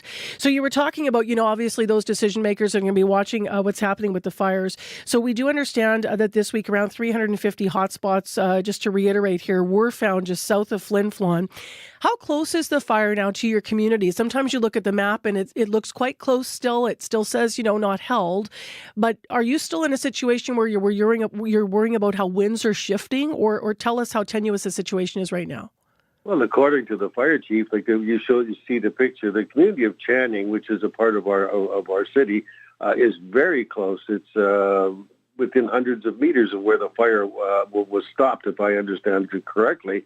There's a bit of a spit of water that's helping to hold, I think. But beyond that, and these fires, when they spark up, can jump very quickly. So, no, it's very close on the one side, which is, I think, the south side. And then towards the north and north side of our community, they had some serious flare-ups yesterday. I think they said they had 40 men on it or something. And that could easily crawl back right down towards Big Island, which is, an area which kind of abuts our community. It's maybe a mile or two away, but it is close and it's ominous. So the danger has not gone away at this point yet, and they won't be able to call it until they feel like they showed on the map. They said they're showing where the fire is, and we're completely circled by what either has burnt or what's out there. There was a yellow line that shows what's under control or out. That's not a long enough yellow line yet for people to think that it's time to go back in.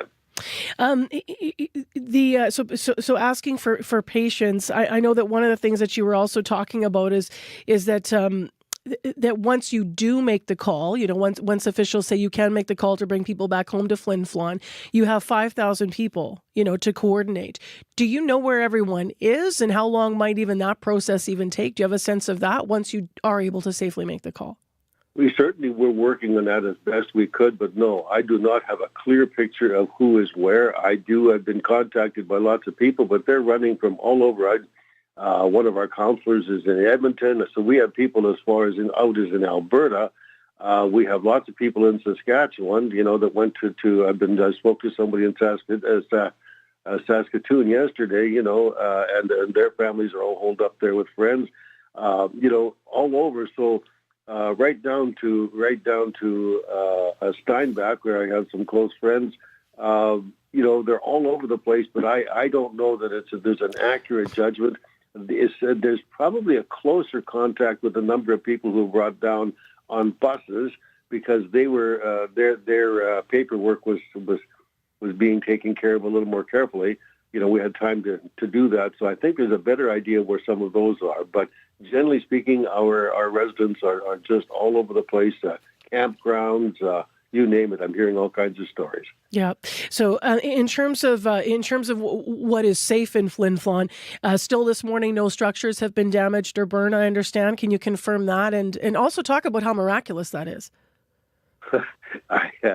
I am overwhelmed by when I see, and I don't know if you haven't seen the video that our fire chief and our deputy mayor put out yesterday. You really should, because I'm overwhelmed when you see the narrow pocket, escape pocket that was left with all this burning going on around us, completely circled. We're just how they managed to stop it. The firefighters, from all over the place, our local people and all over the place have managed to stop it right at the edge of our community, completely surrounded. It just amazes me because, I had no feeling that I would ever see my home again when I left. I knew what the fire was, the projections of what it could do, and to see that we are, in a still standing kind of a mode is amazing. And the last time I spoke to anybody, we had not lost a structure within the community. That's incredible.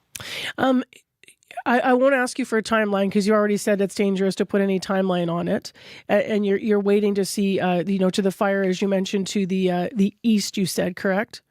That's the side of the community, the city that you're most worried about right now. No, actually, that is one that was flared up. Yesterday or the day before, that flared up pretty good. But I think that they've got that. They're really, really attacking that with all their equipment. Plus the one down by Channing, which is, I think, more south of us. Got it. So, it's on two sides that it's still relatively active. Some residents of nearby communities have shared worries about Flin Flon being under an evacuation order too, because Cranberry Portage, for example, we heard from residents on CBC that said, they rely on your city for essentials like grocery shopping and medical services. Do you have a sense of whether or not any of that will be accessible to those? Obviously residents can't go back, so obviously, that's not going to be available to nearby communities to access either, right? Absolutely not. That's what we made clear, and then it's been made clear to everybody who chooses to return, is that there are no services. As a matter of fact, we're very short of services, even what we need to be able to bring more firefighters in. We really can't endanger any more people without the potential to be able to service them if someone gets hurt, and we're not in that position now. We can't take care of the people who are trying to protect our community, never mind the people who are going to live there. Just last, what does it make you feel like as the mayor of Flin Flon to watch your evacuees, being welcomed? There was that hockey tournament over the weekend with the Flin Flon Bombers, everybody getting back together, not the Blue Bombers, the Flin Flon Bombers. And then, of course, there was even a barbecue for residents. What does that feel like to watch people being welcomed? It is an incredible community. We brag about it all the time. It is something very different. We love to show off our community, because it's such a special, tight-knit place. And everybody cares for everyone else. And, we have our problems like everyone else. But in terms of the type of people who live there, they stick together, they work for each other. And it's probably one community that you can go anywhere in the country and basically around the world, and all of a sudden you mention the name Flin Flon, and people just come like glue because they never forget having been there. It's remote enough and extremely friendly that I'm very proud of my community, and we know that these sorts of things are going to happen because it carries a spirit with it. That's what it takes to have a town that far away and that successful. Well, hopefully folks will be able to return to your city soon. Thank you very much for the live time this morning, Mayor Fontaine. Appreciate it. Thank you so much for caring. Live on CBC, that is Flin Flon Mayor George Fontaine saying, be patient. There was a meeting last night. Fire officials from the province were there to talk about all the factors that will go into deciding whether or not and when people can return. The time right now is 7:24 a.m. and we have just a minute to slide in a bit of music before sports, but this is all going to come together because we are listening to Brad Paisley. He's going to play Grey Cup Festival in Winnipeg this fall. Here's a bit of his tune, When I Get Where I'm Going.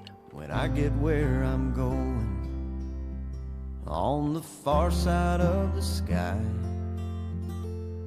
the first thing that I'm gonna do is spread my wings and fly. I'm gonna land beside a lion and run my fingers through his mane, where I might find out what it's like to ride a drop of rain. Yeah, when I get where I'm going, there'll be only happy tears. I will shed the sins and struggles I have carried all these years, and I'll leave my heart wide open. I will love and have no fear. Yeah, when I get where I'm going, don't cry for me down here. Brad Paisley and the unmistakable voice of Dolly Parton, When I Get Where I'm Going. Claude Fake, we're playing this because Brad Paisley is coming to Winnipeg for Grey Cup Festival, so pretty exciting. That's for awesome. folks, right? That is awesome, yeah. I know. Way to go, Winnipeg. So he's going to be part of the Grey Cup Festival, the Friday night headliner on November 14th, for those of you who already have looking to get tickets to the Grey Cup. It's going to sell out. That's my prediction. Too many football fans here for that not to happen. Oh, you guys would sell out anyway. Even if I was singing, you'd still sell out. You don't want to hear me singing, but you get the picture. Winnipeg's a great sports town. No, I really want to hear you sing, but I'll let you stick to sports. You really don't. Okay, I'm totally watching this hockey game tonight. I know the puck drop, I think, is late, but I can't help it because this could be it. The Oilers need to shine, and they need tonight to win to stay alive in the Stanley Cup final, Claude. Well, to quote Brad Paisley, everyone needs to be here. The whole team needs to show up tonight, right? So the Oilers will certainly need to put their best foot, or in this case, their best skate forward tonight down in Florida. A year ago, the Oilers faced elimination 4 times against the Panthers. Of course, won 3 of them before losing that heartbreaking game in Game 7. Now, this time around, trailing 3-2, the Oilers face elimination for the first time in these Stanley Cup finals. So will the Oil be slick or sludge tonight against the Panthers in Sunrise? Now, Captain Connor McDavid is downplaying that he'll need to take on a superhuman type of role tonight to will his team back to Edmonton for a Game 7, choosing instead to draw off the atmosphere and live in the moment tonight. I don't think about it that way. If you think about it that way, you'd be probably pretty crippled in how you prepare and how you play. So it's a big game. Everybody knows that. I know that. And I'm looking forward to it. It's fun hockey. It's been a fun series to be a part of. The Cup will be in the building. Obviously, it's not for us, but anytime the Cup's in the building and you're playing, it's a good sign. Now, while officially head coach Chris Knobloch has not mentioned who his starting goalie is, all signs are pointing to Stuart Skinner returning to the cage. Now, puck drop from Sunrise is just after 6 p.m. Eastern Time. Just before 8 p.m. Eastern Time on Hockey Night in Canada. All right, that's not bad. That's 7 o'clock here. I thought it was later than that. That's not bad. Let's talk about the Thunder. They're a game away from taking it all in the NBA final, right? Very true. The Oklahoma City Thunder used their home court advantage and 71 combined points from their 2 best players last night to beat the Indiana Pacers, moving within a game of the franchise's first NBA titles since the team relocated from Seattle in 2008. Now, Hamilton, Ontario native Shai Gilgeous-Alexander wasn't the top scorer last night in a 120-109 victory, but he still managed 31 points and 10 assists. And that's significant because he became the first player in franchise history to do that, at least 30 and at least 10 assists in a final game. Now, he also scored 30 points for a 15th time in the playoffs, and he joined some pretty select company. 3 other players in NBA history have done that, and they are Jordan, Kobe, and Olajuwon. So that's pretty good. Now, as far as Shai Gilgeous, talking about his teammate Jalen Williams, who led all scorers last night, he was just glowing. Williams scored 40 in the victory. He was really gutsy tonight. He stepped into big plays. I feel like every time he needed a shot, he made it. He wasn't afraid. He was fearless tonight. I've said this before. He does so many things for us as a basketball team on both ends of the floor when he's the best version of himself. He was great tonight.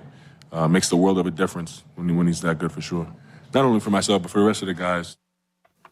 And Game 6 shifts back to Indiana on Thursday. And finally, Canada kicks off its quest for a Gold Cup in BC as well.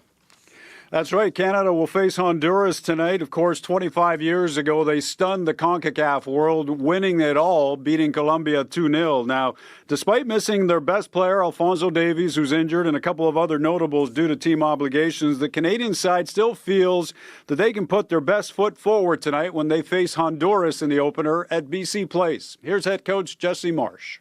Just like last summer, we talked very carefully about the expectation of what the opponents were going to bring to us, how hard the games were going to be. None of that changes. And in some ways, it's a more important reminder because it's easy to respect Argentina, but the attention to detail can drop when you play some of the CONCACAF region teams. And we have to make sure that in no way do we take anything for granted or assume that we are better than anyone.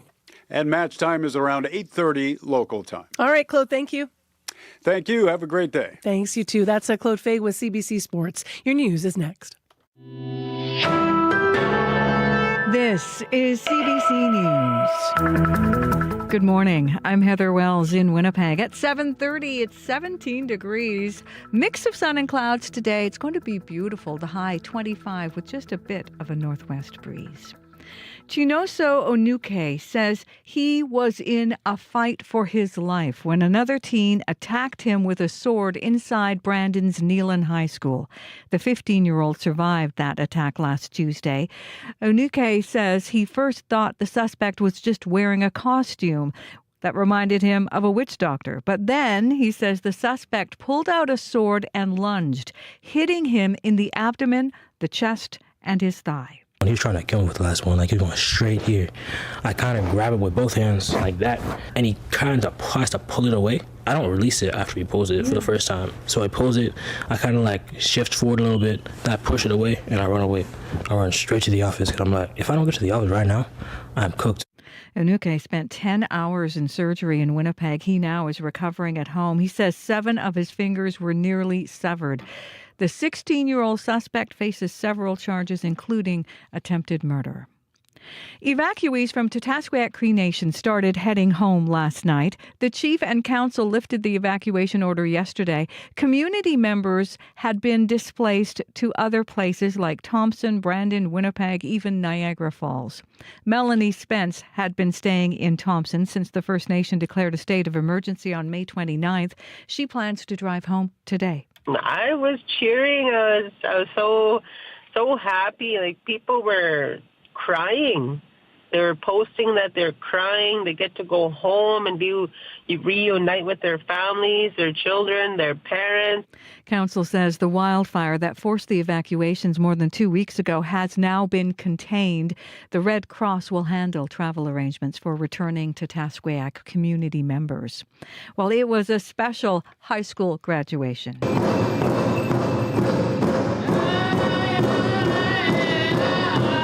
Indigenous high school graduates honored in a ceremony hosted by the Winnipeg School Division. Joining them were grads from northern Manitoba forced from their homes and from their schools by wildfires. Deshaun Keeper says many of his family and friends had planned to attend his grad back home at Tatasqueyak Cree Nation. I wish some family members were here because all my grads are all planning to come to the grad, so... They said that they wish they were here, but I'll take that as imaginary they'll come here. So, yeah, some are here, so I'm happy.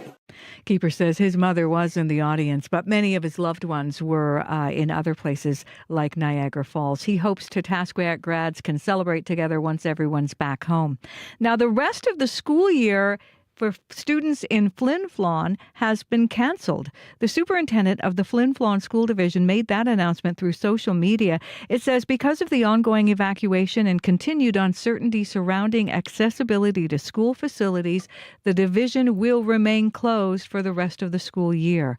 Final grades and report cards will be based on the students' work up until the time Flin Flon was evacuated at the end of May. High school students who were on track to receive their credits will still be awarded them. The school division apologizing to high school graduates, saying grad will be celebrated at a later date.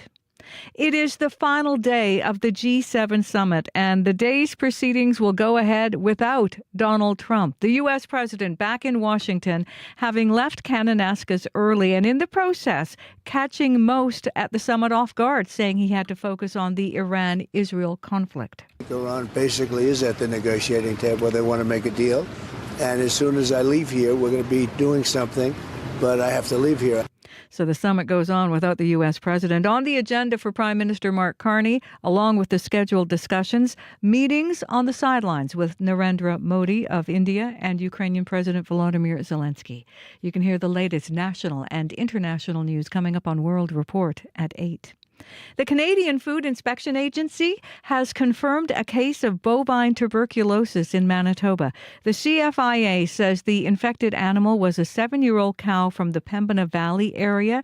It has been slaughtered. The agency says the herd where the cow came from has been quarantined. And the CFIA says human cases of bovine TB are very rare, but can occur by consuming raw or unpasteurized milk products from an infected animal. It says pasteurized milk and milk products are safe to consume. A Winnipeg high school student has just received news of a lifetime. Cherry Wang has won a $120,000 scholarship to study at the University of Waterloo. The grade 12 student at Miles MacDonnell Collegiate in Winnipeg is only one of 100 students to win that scholarship. The winners were selected from more than 350,000 high school students across the country. Wang says she came to Canada from China without speaking any English, and Winnipeg has been her home ever since. It was until grade 10 where I took my very first computer science class that I realized, oh, this is something that I want to pursue and spend a long time in. Wang wants to develop high-tech solutions like EVs and AI-generated apps. Her goals are to work at Google and possibly pursue a master's degree at MIT. You can find more on that story and other news from Winnipeg throughout the day at cbc.ca/Manitoba. All right. Thanks, Heather Wells. You're welcome. Well, we have a gardening story coming up. One of the master gardeners in Winnipeg is going to share a little bit of her ideas.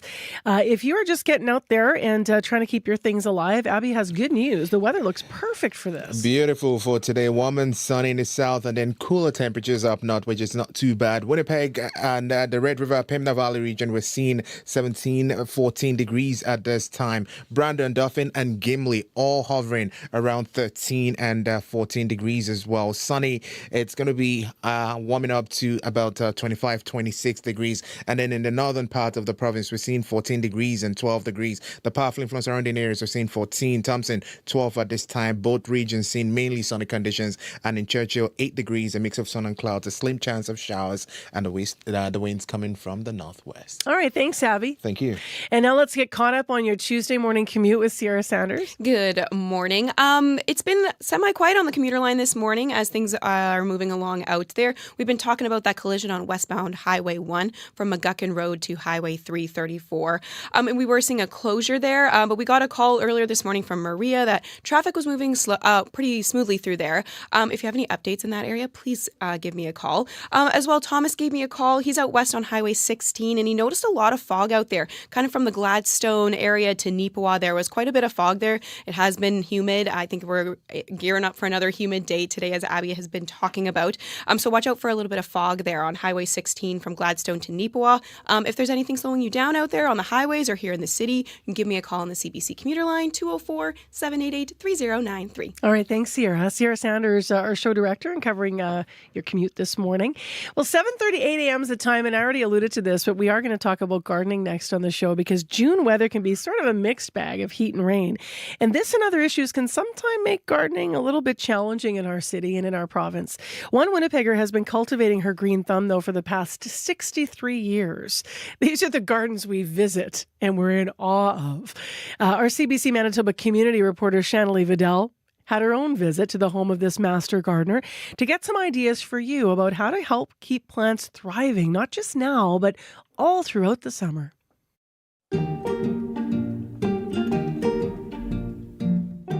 I'm Lenore Linton. I've been gardening here for 63 years.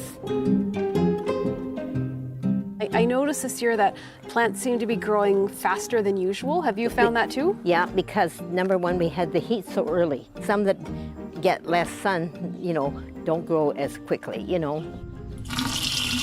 One of the simplest things that people can do to help keep their garden thriving is watering, but I understand there's a bit of a technique to it. Well, to me, the water has to go down where the plants are, the roots on the soil, not up in the air.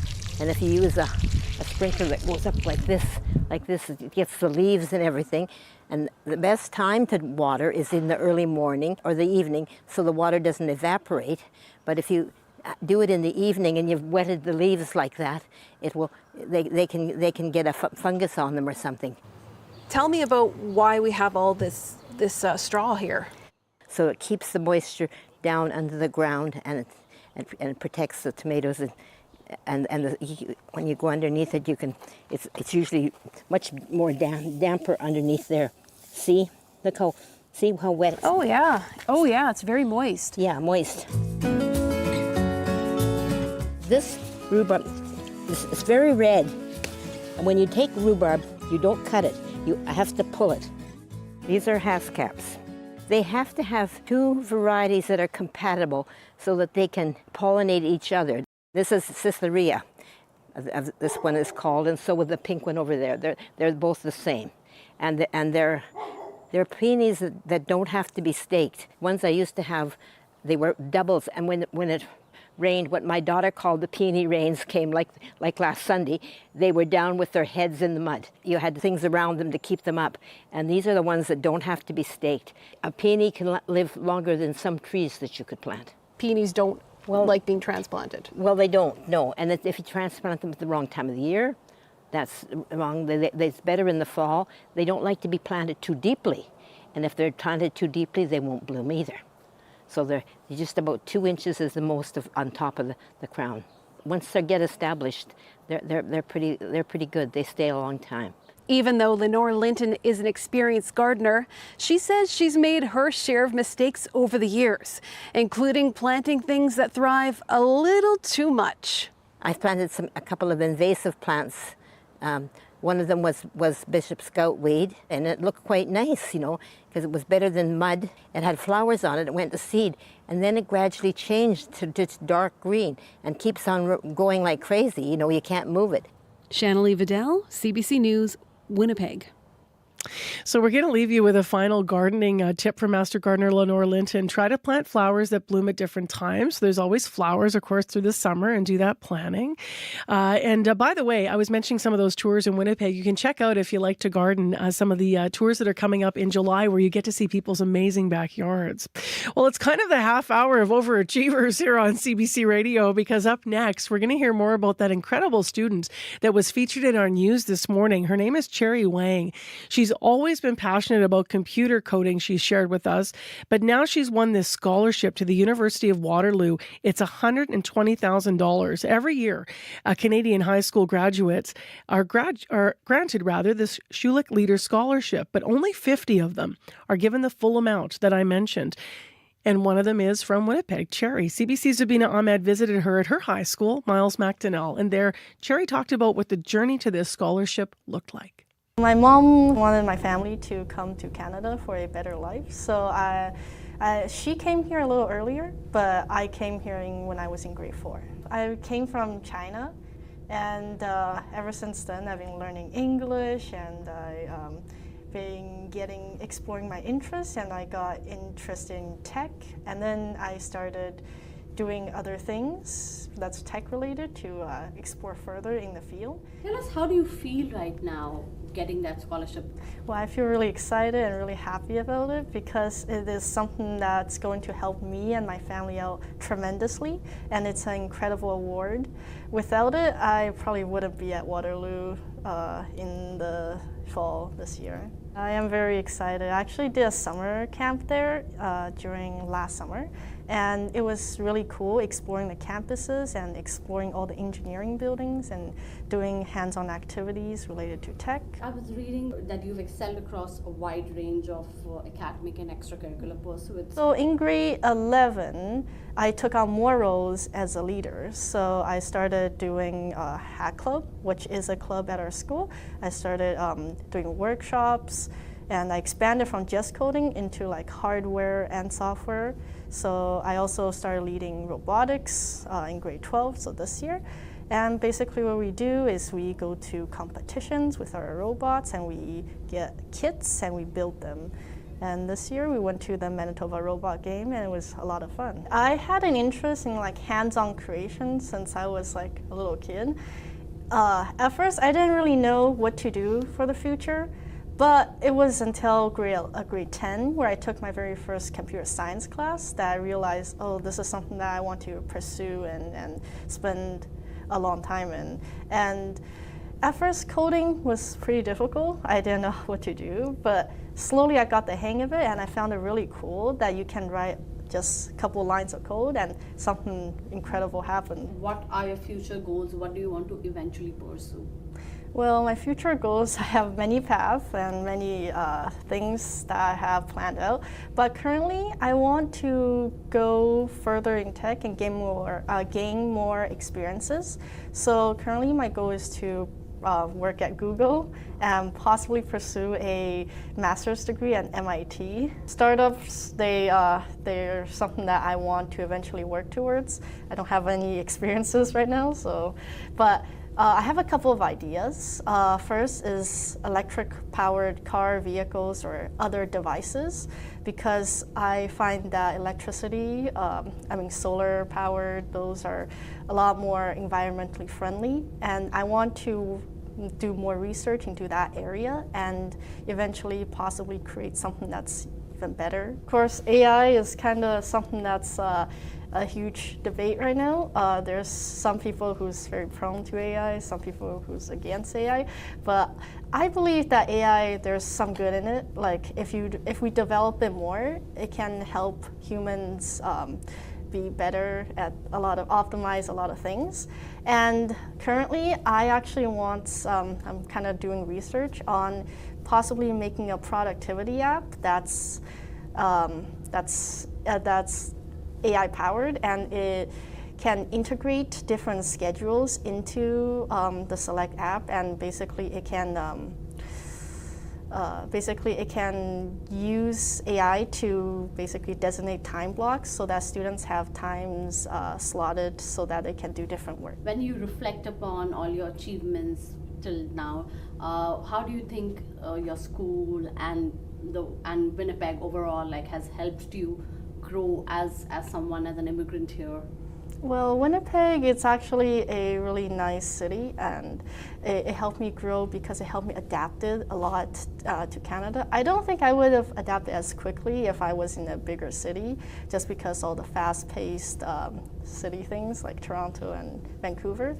So Winnipeg, there's a lot of nice people here who helped me a lot through my English learning journey, as well as a lot of very passionate people who can who helps others and inspire them. Miles MacDonnell Collegiate graduate Cherry Wang will be headed to the University of Waterloo in the fall with her amazing scholarship. It's such a nice time of year to be hearing about all of the grads and their accomplishments. Yesterday, in case you missed this, go to our website. Please look at the pictures at cbc.ca/Manitoba on Cherry's story. But also on the Duckworth Centre, they had a celebration for Indigenous graduates in the Winnipeg School Division yesterday, and they invited all of the evacuees that were, of high school age and would have been graduating at their own schools and their own communities to be there as well. So I thought that was just really lovely. And later today on Radio Noon, yet another highlight. We're going to be heading to Brandon. We're going to hear from the 2025 Crocus Plains Secondary School valedictorian, and we're going to hear how her mom inspired her, and also how the community has come together after the sword attack at Neelan High School last week, which we'll hear more about in just a moment. breaking news happens anywhere, anytime. Police have warned the protesters repeatedly, get back. CBC News brings the story to you as it happens.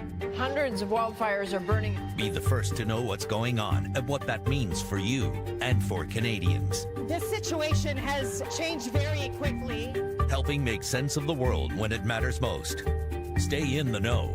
CBC News. Why is there so much dancing in commercials these days? Why do ad makers hire so many celebrities? Oh, this is John Hamstock. And speaking of celebrity, whose voice is that? Go Bacon! Go Bacon! Go Bacon! You have questions, Terry O'Reilly has the answers. Ask Terry on Under the Influence. Thursday morning at 11:30, 3:30 p.m. in Newfoundland.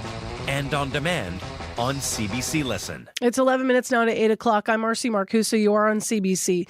And still ahead on 89.3 FM, we're going to hear more about what is happening in Iran and Israel and what developed overnight. So national and international news is on at the top of the clock. Also more analysis this morning and understanding of Donald Trump, the U.S. president, leaving Kananaskis, leaving Alberta, and the G7 summit. And so we'll hear more about what led to that and the implication of that. In Winnipeg right now, we are the hot spot. Just looking at the weather briefly, we're already at 17 degrees. We're heading for a high of 25 today in the sunshine once everything clears out. And it's looking pretty clear in our camera shot downtown right now if you're watching the show on YouTube. The winds will be pretty good too. Winds becoming northwest 20 to 40. Brandon, right now you're mainly sunny and 13, and Thompson is mainly sunny and 12 degrees. Well, now let's return to the story of 15-year-old Chinonso Onuke. You might heard part of this in the news this morning with Heather. He will be spending this summer resting. He would be rather outside with his friends, but with limited mobility in his hands and injuries all over his body, he doesn't really have a choice. Chinonso is the teenager who was attacked by another student with a sword last week at Neelan High School in Brandon. And since then, he spent time in and out of Winnipeg hospitals getting plastic surgery for his injuries. Although no motive has been shared with the public, police have made an arrest. Meantime, Chinonso has spent the last few days wondering why this happened to him, he says. On Sunday, CBC's Chelsea Kemp visited him in his home just outside of Brandon and sat down for an interview. Chinonso described the moments leading up to the attack. There was a guy who came to the school at lunch. Like, he's been at school like most of the day. He went to Kroger's, all that, blah, blah, blah. But then he came to school, he changed it to like a witch doctor costume. When you say that, like, do you mean like, is it kind of like the mask with the long beak? Yeah. Like, he had that and like a black hat, black sweater, big trench coat on, and black pants, and black shoes even, like, all black fit. So I went to approach him because I thought the fit was a little weird, honestly. Like, I was wondering, like, why would someone come dressed like a witch doctor? So I was like, I was like, yo, that's an interesting fit. Made some jokes about it. I even made a joke, looked at one of my friends while he was walking by. Yeah. So then I turn around to walk away, right?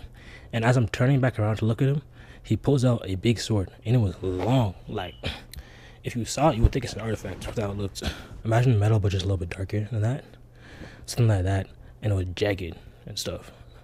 So, yeah, I see that. And then he lunged at me and stabbed me, like, I think in, like, my abdomen or leg. I don't know which one first, but he got one of those. So I end up falling down. Then he ends up stabbing me again, right? Now, at that point, I get up, and then he stabs me again. I kind of stumble over. Then he gets me one more time in the chest, shoulder, chest, too. And then as he's about to get the last one, like, the last one, he was trying to kill me with the last one. Like, he was going straight here. I kind of grab it with both hands, like that, and he kind of has to pull it away. I don't release it after he pulls it for the first time. So I pulls it, I kind of like shift forward a little bit, then I push it away, and I run away. I run straight to the office, because I'm like, if I don't get to the office right now, I'm cooked. So I just go to the office, pretty much. Then I'm pretty sure a couple other teachers were there.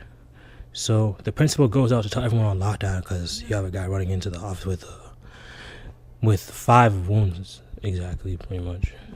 Yeah, that's pretty much. When you're in the moment, you don't really feel anything. You just like act. You don't really think. What did they do when you got to the office? They must have been really scared too. I mean, surprisingly, some of them were pretty calm actually. Like, they asked me what happened. I told them what happened. I sat on the couch, and they were like just adjusting the wounds and stuff. Like, putting pressure where it needed to be, all that. Calling the police, going around, starting lockdown, and all things like that. They had to do plastic surgery because 7 fingers were severed, pretty much. You went back to school, didn't you? Yeah, I went back to school on Friday at 2:30, right? Yeah, 2:30.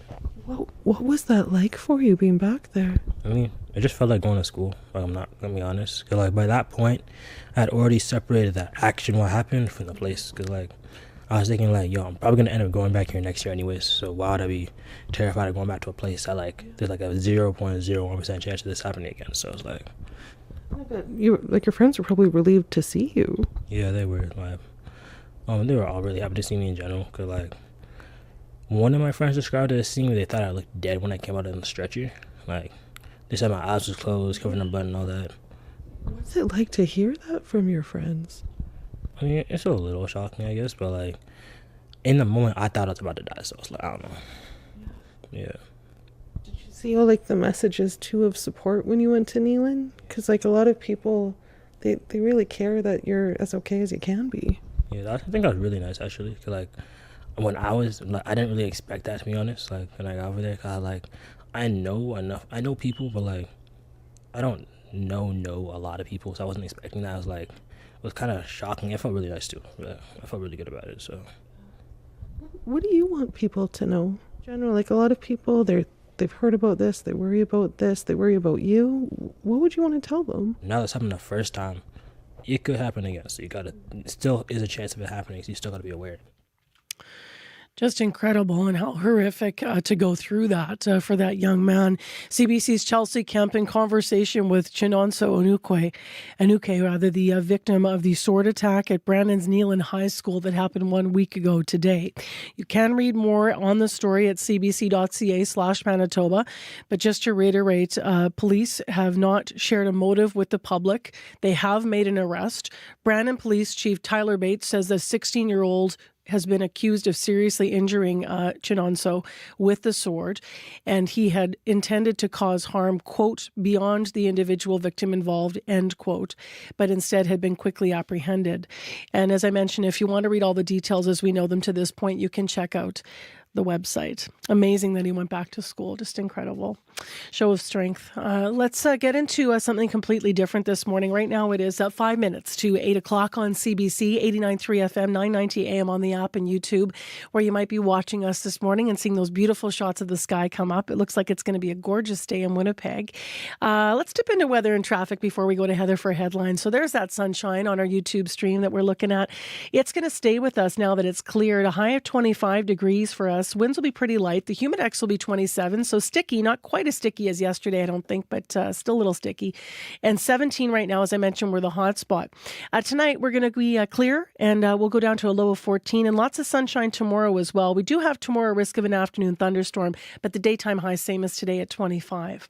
We've got traffic up next with Sierra Sanders, who's popped in to update that. Good morning. Things are moving along out there, at least here in Winnipeg. So far, so good. As we've been talking about, or as I've been mentioning, there was a collision on westbound Highway 1 from McGuckin Road to Highway 334. And we're still seeing a closure for the westbound lane on Highway 1 from the junctions of McGuckin Road to Manitoba Street. So that closure is on Portage Avenue in Headingley. That happened quite early this morning. Last I heard, emergency crews were on the scene and traffic was moving smoothly through there. So give me a call if you have any updates on that. But as well, if there's something slowing you down out there in the city, out on the highways, you can give me a call on the CBC commuter line, 204-788-3093. All right, thanks very much, Sierra. And now it is time live to go to Heather Walls, who's been watching stories in our news center develop and has our headlines to 8 o'clock. Good morning. Good morning. Well, Tatasquat Cree Nation has become just the latest community to lift its evacuation order. Wildfire evacuees out for more than 2 weeks in places like Thompson, Brandon, Winnipeg, even Niagara Falls are now getting to head home starting today. The Red Cross is handling travel arrangements. The rest of the school year has been cancelled for students in Flin Flon. The superintendent of the Flin Flon division made the announcement through social media. It says, due to the ongoing evacuation and continued uncertainty surrounding accessibility to school facilities, the division will remain closed for the rest of the school year. Final grades and report cards will be based on students' work up until when Flin Flon was evacuated at the end of May. I'll be back with more Manitoba news coming up at 8:30. All right. Thanks very much, Heather. Welcome. Well, I just want to invite you to go to my Facebook page this morning, Marcy Marcusa on Facebook. It acts as a show page during the show. And if you do go there and you scroll down a little bit, I've asked this question: who's graduating in your life and what did they overcome to get there? So shout out your grad. It's that time of year. You can also give a call on our listener line. The listener line to call with those grad stories is 204-788-3205, 204-788-3205.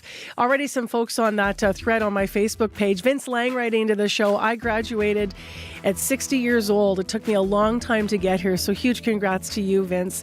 Lisa Dacey writing in, kids graduates in 2 weeks, overcoming anxiety. There were some classes that ended up failed, and now everyone's on track for A's and A pluses this semester, so amazing. Also, she has a spouse graduating from Red River next week after going back to school, and he turned 50 last fall. Special shout out to all those adult learners. It takes a lot to go back, right? And what a moment to put on that cap and gown.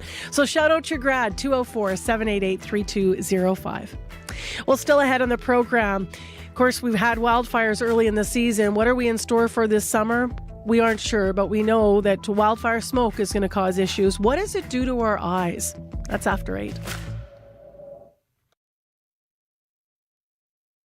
Today on Q. I'm Jill Deacon in for Tom Power. Owen Wilson has played cowboy, robber, male model. Cool story, Hansel. Thanks, Olaf. And now pro golfer. Actually, ex-pro golfer with a dark past. Court's adjourned. Because as we've come to expect from Owen Wilson, nothing's as straightforward as it seems. He's going to tell you all about his new show, Stick. Why? That's so unnecessary. Q.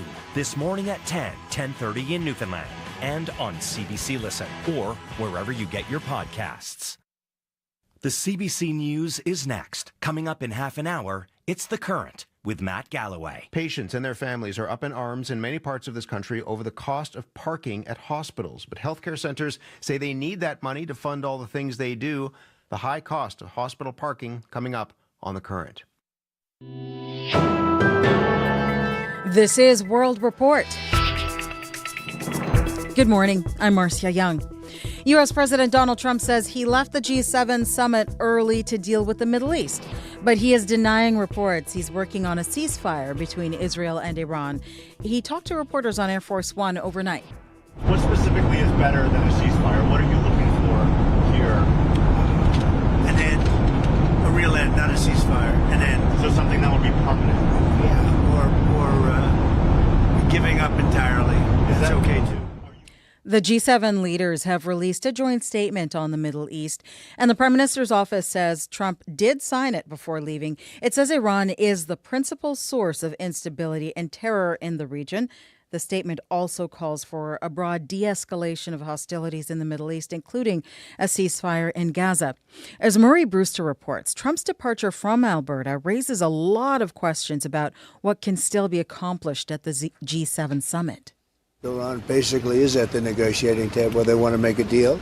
And as soon as I leave here, we're going to be doing something, but I have to leave here. U.S. President Donald Trump, an hour before his sudden departure was made public, and he couldn't have been any more cryptic.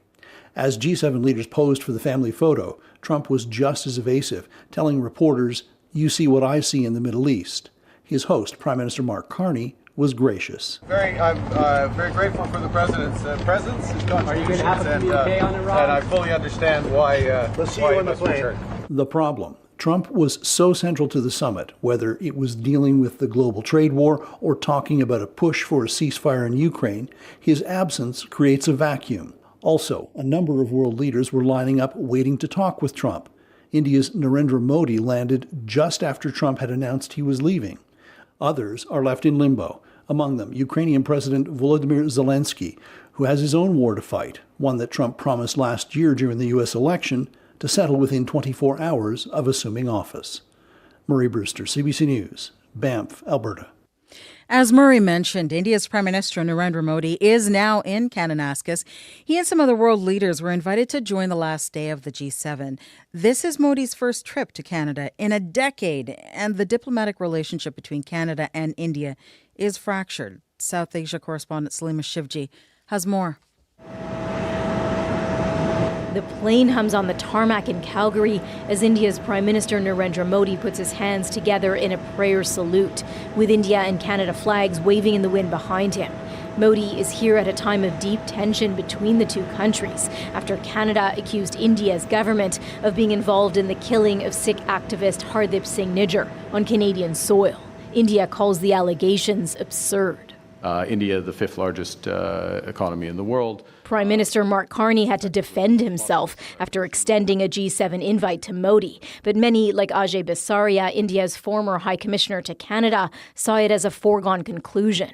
Any host of a G7 summit would keep India out of the room at their own peril, right? Neither country has top diplomats in the other location. They were expelled as the ties disintegrated further.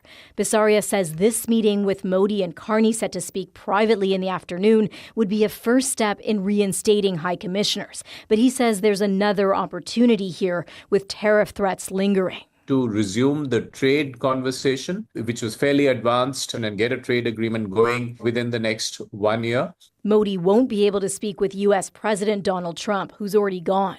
A key goal thwarted for India, threatened by higher tariffs. But with other leaders, Modi will want to focus on what he calls global terrorism, after the recent military strikes between India and Pakistan led those two nuclear powers to the brink of war. Salima Shivji, CBC News, Mumbai. International aid group Médecins Sans Frontières says it is concerned the world is forgetting about Gaza as the conflict between Israel and Iran escalates. Christopher Lockyer is the Secretary General of MSF. It seems unbelievable to say, but we're very concerned about losing attention in terms of the atrocities that are happening in the Gaza Strip. This morning, dozens of injured Palestinians are being rushed to Nasser Hospital in Gaza. The hospital hallways are lined with people. Gaza health officials say Israeli tanks opened fire on a crowd of people waiting for aid in Khan Yunis. At least 50 people were killed. This man says the Israeli military let them move forward and then shells started falling. As many as 200 people were injured. Some of them are in critical condition. The Israeli military has not commented on this incident. Russia has launched hundreds of drones and missiles at Ukraine. Explosions and gunfire rock Kiev. At least 15 people have been killed, according to Ukrainian officials. Several others were wounded after a large apartment block was hit. Ukraine's President Volodymyr Zelensky is calling the destruction in Kiev among the most horrific of the war. He says such attacks are pure terrorism and called on the world to respond. A hurricane watch is in effect for southern Mexico. Tropical storm Eric is expected to turn into a hurricane tomorrow.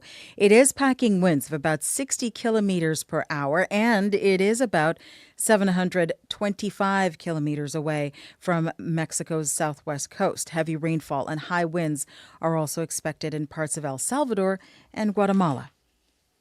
The national body that issues Canada's cancer screening guidelines is up for a major overhaul. An external review has raised concerns the group has been giving outdated advice. That prompted the federal health minister to order an external review. Marina von Stackelberg has the details. I know what I went through, and I wouldn't wish it on anyone. Cancer survivor Carolyn Holland was 43 years old when she discovered lumps in her breasts. She needed chemotherapy and a double mastectomy. A mammogram could have caught her cancer sooner, but she'd never had one before. That's because Canada's national guidelines only recommend routine screening for women 50 years old and up. Had mine been caught earlier with mammography at 40, my treatment and outcome would have been drastically different. The recommendations come from the Task Force on Preventive Health Care. The federal arm's-length panel issues guidelines for family doctors. It gives advice on when to send their patients for routine screenings, including for common cancers. But the panel's work was suspended and a review ordered after it continued to recommend breast cancer screening only start at age 50. That went against expert advice and emerging research that women are being diagnosed with the disease at a younger age. And those cancer screenings translate into survival. For years, advocates like family doctor Anna Wilkinson have criticized the guidelines. Most of them are over a decade old. technology, science, medical science changes so rapidly. Wilkinson applauds the review recommendations, which call on the task force to streamline and speed up its guideline updates, ensure experts are consulted, and be more accountable and transparent. Canada's health minister has ordered the changes by next spring. Marina von Stackelberg, CBC News, Ottawa. We have an update on a GoPublic investigation into a controversial medical school test. The University of Alberta now says it will no longer use the Casper. The test is commonly used by medical schools across Canada. And as Erica Johnson reports, critics say it does not do what it claims. The Casper test, designed by a Canadian company, claims to assess people's soft skills like empathy and ethics and predict who'll make good doctors. Canada's biggest med schools, like U of T and UBC, don't use the Casper, along with several others. But 12 other med schools do. Starting next year, that number drops to 11. The University of Alberta's med school says it made the decision to stop using it, in part because of the limitations of the test, which didn't provide additional value to the admissions process.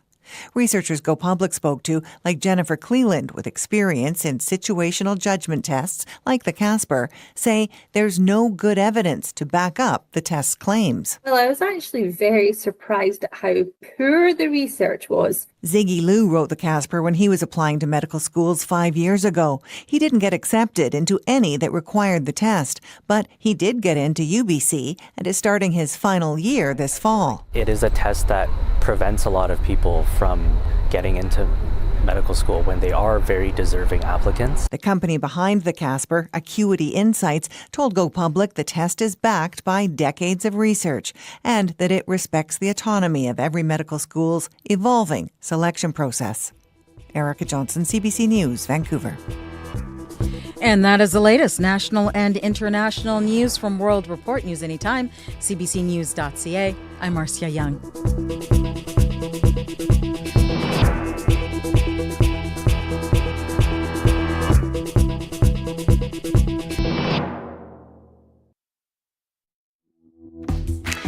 Well, it's a pretty good-looking day to return home. If you are one of those evacuees who still is getting ready to return from Cranberry Portage, or maybe you're heading to Pimicikamak or to Tasquiac Cree Nation. Good morning, everyone. A little bit of bright news for those communities in Manitoba who have been allowed to return after the wildfires have been cleared, at least of imminent danger for those communities. Still others, of course, have been evacuated and remain here in southern Manitoba. And good morning to everyone. Thanks for joining us. I'm Marcy Marcusa. This is CBC's Information Radio on 89.3 FM, 990 AM on the app and YouTube. We're live in downtown Winnipeg, where there is some sunshine creeping through. It looks like it's going to be a beautiful day. We're going to have your forecast in a moment. Well, speaking of the wildfires, smoke has been something that, whether you're in an area that had to be evacuated or not, that you've been affected by. It got really bad here in Winnipeg, the worst that our city has seen in a very long time. What's the impact on your eyes? We're going to have that conversation this half hour, both long-term and short-term as well. What should you be concerned about when it comes to wildfire smoke? So stay tuned for that. But right now with news headlines this morning, here's Heather Wells. Good morning. Well, Chinoso Unuke says he thought he would die when a student attacked him with a sword at his Brandon High School last week. The 15-year-old is speaking out now. He says 7 of his fingers were almost severed as he fought off the attacker. He was also struck in the chest, the stomach, and the thigh. We're going to hear his story of survival coming up. And the Canadian Food Inspection Agency has confirmed a case of bovine tuberculosis in Manitoba. The CFIA says the infected animal was a 7-year-old cow from the Pembina Valley region. It has been slaughtered, and the herd where that cow came from is now under quarantine. I'll be back with more Manitoba news coming up at 8:30. All right, thanks, Heather. You're welcome. Let's get into our forecast now. Abby Adiyemi has all the details for your Tuesday. Marcy, let me humor you. It's beautiful outside. Yep. It is going to be sticky outside. Little humid, yep. And it's going to be uncomfortable. Oh. Because the humidity is at 78 already. How are you humoring me then, man? I'm like, it's beautiful, but it's sticky. Oh, I see. Okay. It's like it sounds like it's perfect, but it's not gonna be. Yeah, it looks beautiful outside, but no, that's the condition in most regions down south this morning. So you might want to take time to prepare, more like hydrate yourself today. We're getting to that region where you need to hydrate. Winnipeg and surrounding areas, we're seeing temperatures 17, 18 degrees already outside, warming up to 25 degrees. As mentioned, it's warm, but it's going to be humid outside, and that's what we're seeing in the Pembina Valley region, the Parkland region, the Westman region, all the way into the Interlake region. We're seeing temperatures between 15 and 19 degrees right now. Up north, we're already seeing temperatures climb close to 17 degrees also, but Churchill still cool at 18 degrees. Right now, Winnipeg, we are at 18. It's a mix of sun outside. It's warm, it's sunny, and we're getting to a high of 25. All right. Thanks, Abby. Thank you. Let's get into the morning commute now. Sierra Sanders is here to tell us what's going on. Good morning. Things are moving along out there. Not too many calls on the commuter line this morning. Again, still looking at the collision on westbound Highway 1 from McGuckin Road to Highway 334, pardon me. And that's led to a closure on Portage Avenue in Headingley. Again, that happened really early this morning, I think around 4 a.m., around there. So very early. And last I heard, emergency crews were on the scene and traffic was moving smoothly through there. But I haven't had many updates. So there's still some time in the show. If you have any updates, give me a call. And if there's if there's anything slowing you down out there in the city on the highways, you can give me a call on the CBC commuter line, 204-788-3093.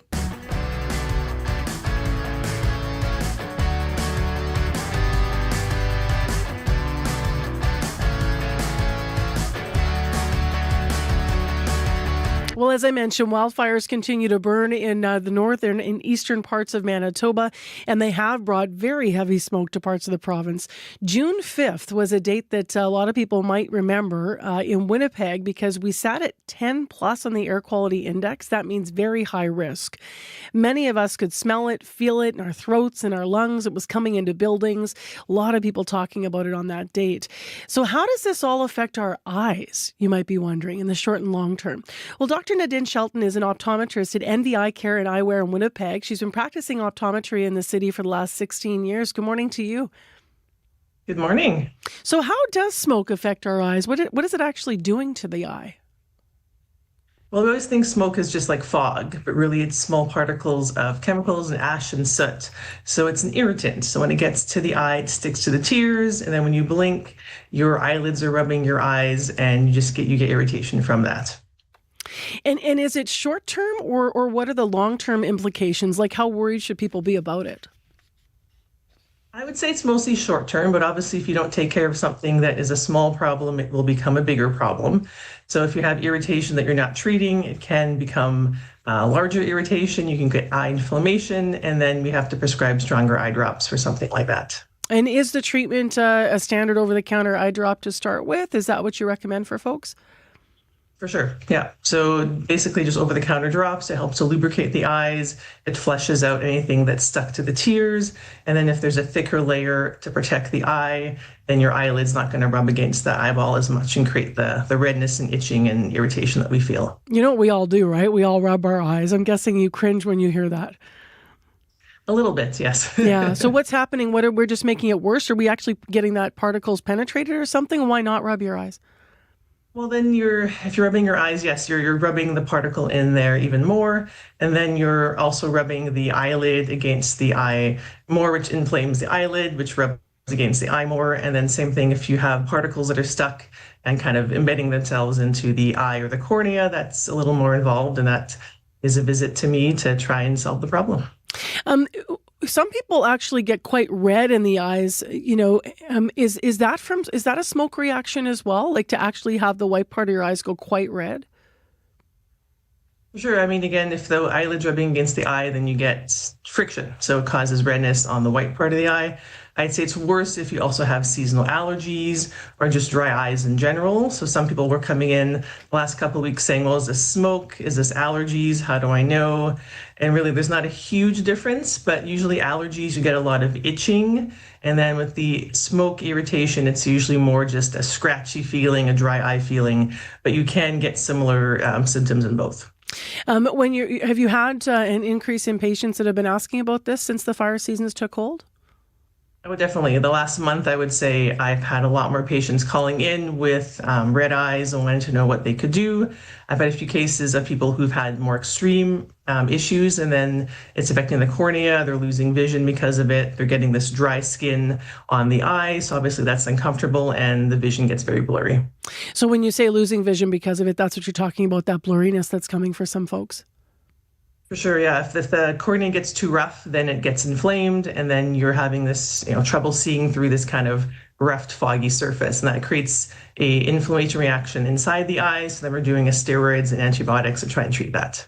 Is there anything that you wouldn't recommend? Because of course, the first thing people probably do before they even call or go to see the optometrist is they probably hit the pharmacy and see what they can buy themselves. So they might be wondering, is there something you should stay away from, or will any over-the-counter eye drop do to begin with?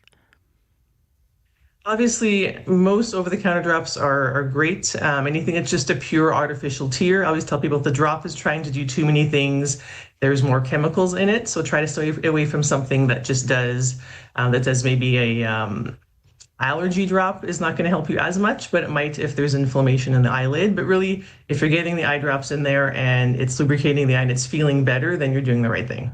In terms of how this should alleviate for us. If it's a smoky day in Winnipeg, say like that June 5th was, and it feels terrible, should you be able to go inside and then that will alleviate symptoms for you? Like when do you worry? How long do they have to last where you actually might worry and see somebody? For sure. Going inside is a great alternative. That's how we protect our lungs, and same thing, just get away from the smoke.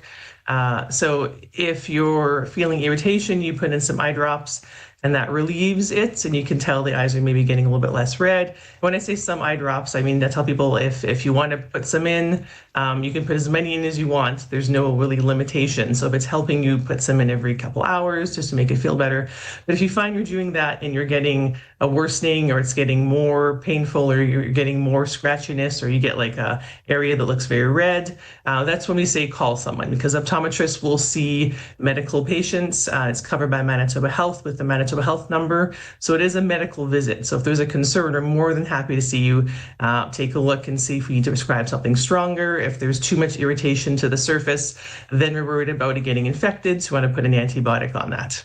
And just last, Dr. Shelton, I wonder if people don't have an optometrist, where might you suggest they go if they have some concerns? Definitely, you can check out the Manitoba Association of Optometrists website. So it's optometrists.mb.ca, and that's broken down by area, and you can get a bunch of names of people who can help you. You can also call the Manitoba Association of Optometrists and then talk to a human, and they will direct you to find someone in your area as well. But we're more than happy to see people if there's a concern or answer questions. I always say last question, then I think of another one. I'm wondering if everything we've talked about applies the same to children, or if there are any special considerations there that you might want to leave us with when it comes to children or babies and the wildfire smoke in their little eyes. It's kind of the same thing. If they'll let you put eye drops in, that's the key. Some adults are even difficult, but kids tend to be a little more squeamish when something's coming towards them in their eyeball. Artificial tears definitely works. If there's itchiness, then you could put a cold cloth.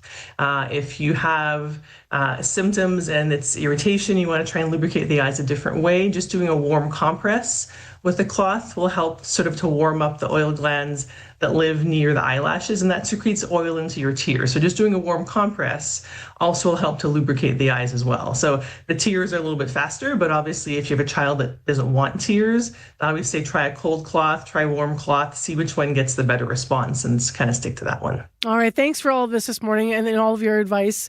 I appreciate it. Nice to see you over Zoom. Thanks, you too. Have a great day. That is Dr. Nadine Shelton. She's optometrist at NV Eye Care and Eyewear in Winnipeg. If you're looking for an optometrist, you can go to optometrists.mb.ca. CBC Music, live at Massey Hall, the most iconic music venue in Canada. An absolute milestone in the careers of musicians who stand on the historic stage. And you have a front row seat. All right. A new season of episodes now available. Bahamas, The Glorious Sons, The Sadies, Field Guide, Serena Ryder, O.C. Elliott, and Chantal Kreviazek. CBC Music, live at Massey Hall. Watch free on CBC Gem. Well, the Bombers have a rematch with the BC Lions coming up on Saturday. And of course, a lot of people in Winnipeg pretty excited about the Blue Bombers this year because it's a special year. We've got the Grey Cup in our city coming up in November. And that doesn't just mean football. That means if you're a music fan, you're going to get a whole lot of stars coming to town to perform at the Grey Cup Festival because, of course, every Grey Cup is a whole weekend of festivities as CFL fans gather here from across Canada. We have learned now that the one of the artists who's going to be coming to Winnipeg to perform is Brad Paisley. So he's part of the Friday night headliner on November 14th. That's the date as part of that Grey Cup Festival. So we're still a ways away. But in the last hour, we played just a little bit of Brad Paisley as we were sort of breaking the news on the air here. So we thought we would play the whole song now because it's a good one. And it features Dolly Parton. This one is When I Get Where I'm Going on CBC.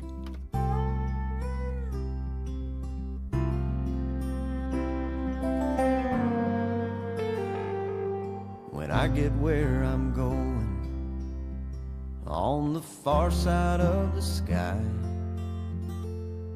the first thing that I'm gonna do is spread my wings and fly. I'm gonna land beside a lion and run my fingers through his mane, or I might find out what it's like to ride a drop of rain. Yeah, when I get where I'm going, there'll be only happy tears. I will shed the sins and struggles I have carried all these years, and I'll leave my heart wide open. I will love and have no fear. Yeah, when I get where I'm going, don't cry for me down here. I'm gonna walk with my granddaddy, and he'll match me step for step, and I'll tell him how I've missed him every minute since he left. And then I'll hug his neck. Yeah, when I get where I'm going, there'll be only happy tears. I will shed the sins and struggles I have carried all these years, and I'll leave my heart wide open. I will love and have no fear. Yeah, when I get where I'm for me down here. So much pain and so much darkness in this world we stumble through. All these questions I can't answer, and so much work to do. But when I get where I'm going, and I see my Maker's face, I'll stand forever in the light of His amazing grace. Yeah, when I get where I'm going,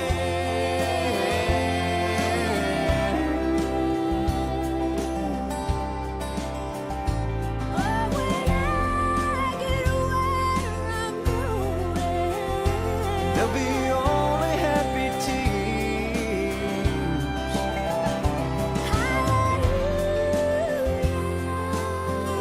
Man, invite Dolly Parton to sing with you. You might be ready to be shown up, eh? Listen to her there, Marge. Oh, wow. I know. Brad Paisley, Dolly Parton. Maybe she'll come to Grey Cup too. Wouldn't that be good? That would be awesome. Brad Paisley's coming to Grey Cup. That's why we're playing When I Get Where I'm Going. That's his duet with Dolly. So cool. We have Marjorie Dalhouse, as you heard in studio here, not to talk about Grey Cup Festival, but to talk about something else that's been in the news all morning, the G7 Summit. That's right, the G7 Summit. Some folks, maybe you've been following it. We're also going to talk about Canada-U.S. relations as well, because before the summit even began, President Trump and Prime Minister Mark Carney met. So what does that mean? Does it mean that there's going to be a change in the relationship? Can Canada and the U.S. kind of mend fences with everything that we're facing right now? So we're asking you during the call-in today, are you following the G7 closely? And do you think that there's a relationship change here between Canada and the United States? We're going to take your questions, your comments. Join us after 12:30. We're going to talk about the G7 and Canada-U.S. relations. All right. Thanks, Marge. Thanks, Marcy. So, Marge, teeing up the call-in, let's give you something to think about here while we're thinking about the G7. Canada's ambassador to the U.S., Kirsten Hillman, said discussions are ongoing. Ottawa's position remains aimed at achieving tariff-free trade between Canada and the U.S. under President Donald Trump. Minister of Intergovernmental Affairs Dominic LeBlanc is also representing Ottawa at the G7 with world leaders. He says both the U.S. and Canada have collectively agreed to accelerate tariff discussions, but now Donald Trump has left, so everything is somewhat in the air. Here's a little bit before the news here of what reporters asked and what Hillman and LeBlanc had to say about all the situation as it unfolds. Can we take it to mean you're not willing to live with a baseline tariff or a residual tariff like the UK? Canada is arguing for removal of tariffs. We are in the middle of a discussion. We are not at the end of the discussion. Our position is that we should have no tariffs on Canadian exports to the United States. That is our position.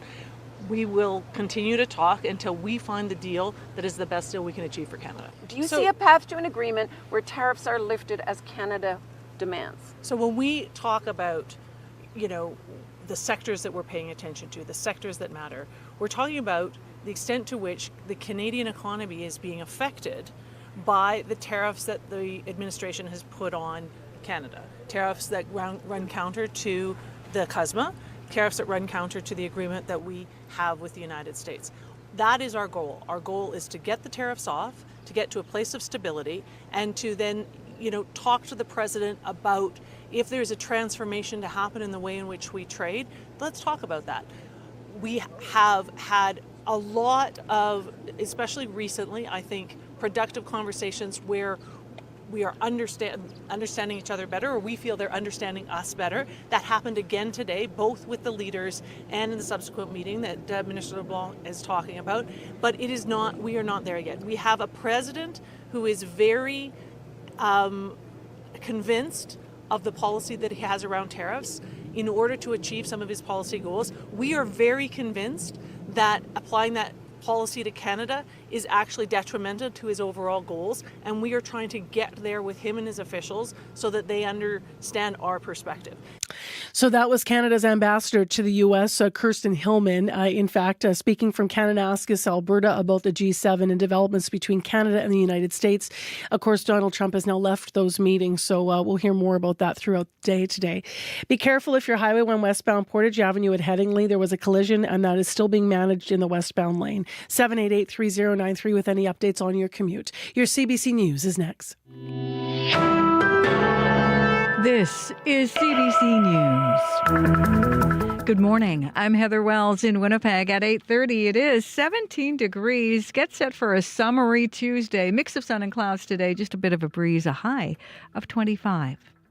A 15-year-old Brandon High School student who survived a sword attack last week is now speaking out. Chinoso Unuke says he knew he was in the fight for his life when another teen attacked him inside Neelan High School. Unuke says the suspect pulled out a sword and lunged, hitting him in the abdomen, chest, and thigh. When he was trying to kill me with the last one, he was going straight here. I kind of grab it with both hands like that, and he kind of has to pull it away. I don't release it after he pulls it for the first time. So I pulls it, I kind of shift forward a little bit, then I push it away, and I run away. I run straight to the office, because I'm like, if I don't get to the office right now, I'm cooked. Unuke spent 10 hours in surgery in Winnipeg, but now is recovering at home in Brandon. He says 7 of his fingers were nearly severed. The 16-year-old suspect faces several charges, including attempted murder. Wildfire evacuees from Tatasqueyak Cree Nation are the latest who can now head home. Last night, Tatasqueyak's chief and council lifted the evacuation order. Community members were displaced for more than 2 weeks. Melanie Spence has been in Thompson since the Northern First Nation declared that state of emergency on May 29th. She plans to drive home today. The Red Cross is handling travel arrangements for returning Tatasqueyak members. A special high school graduation.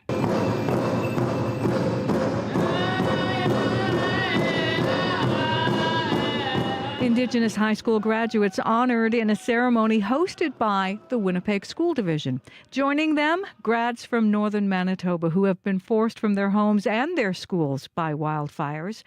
Deshaun Keeper says many of his family and friends had planned to attend his grad back home in Tatasqueyac Cree Nation. I wish some family members were here because all my grads are all planning to come to the grad. So they said that they wish they were here, but I'll take that as imaginary they'll come here. So yeah, some are here, so I'm happy. Keeper says his mother was in the audience, but many of his loved ones were evacuated to Niagara Falls. He hopes Tatasqueyac grads can celebrate together once everyone's back home. The rest of the school year in Flin Flon has been cancelled. The superintendent of the Flin Flon School Division made that announcement through social media. The Flin Flon Division says because of the ongoing evacuation and continued uncertainty surrounding accessibility to school facilities, the division will remain closed for the rest of the school year. Final grades and report cards will be based on the students' work up until when Flin Flon was evacuated at the end of May. Backcountry travel restrictions remain in Manitoba, even with the slight reduction in the province-wide fire threat. But officials say they are reviewing the ban on hiking and paddling in parks and wilderness areas. Kristen Hayward is the Deputy Minister in charge of the province's fire program. Those restrictions are reviewed regularly, and we continue to review them regularly based on recent precipitation, and we'll be making any necessary changes to ensure that we're balancing people's desire to enjoy the outdoors with any risks to the fire situation in the province. Hayward says the travel ban is in place to reduce the potential for more fires. The ban does not apply to Riding Mountain National Park. It is under federal jurisdiction. The Canadian Food Inspection Agency confirms a case of bovine tuberculosis in Manitoba. The CFIA says the infected animal was a 7-year-old cow from the Pembina Valley area. It's been slaughtered, and the agency says the herd where the cow came from has been quarantined. A grade 12 student from Miles MacDonnell Collegiate has won a $120,000 scholarship. Cherry Wang is one of 100 winners of the scholarship, and she was selected from more than 350,000 high school students right across the country. Wang says she came to Canada from China without speaking any English and now leads her school's robotics, hackathon, and coding clubs. It was until grade 10 where I took my very first computer science class that I realized, oh, this is something that I want to pursue and spend a long time in. Wang will be studying at the University of Waterloo. Her goal is to work at Google and possibly pursue a master's degree at MIT. And the Florida Panthers can win the Stanley Cup tonight. They're home for Game 6 of the final with a 3-2 lead over the Edmonton Oilers.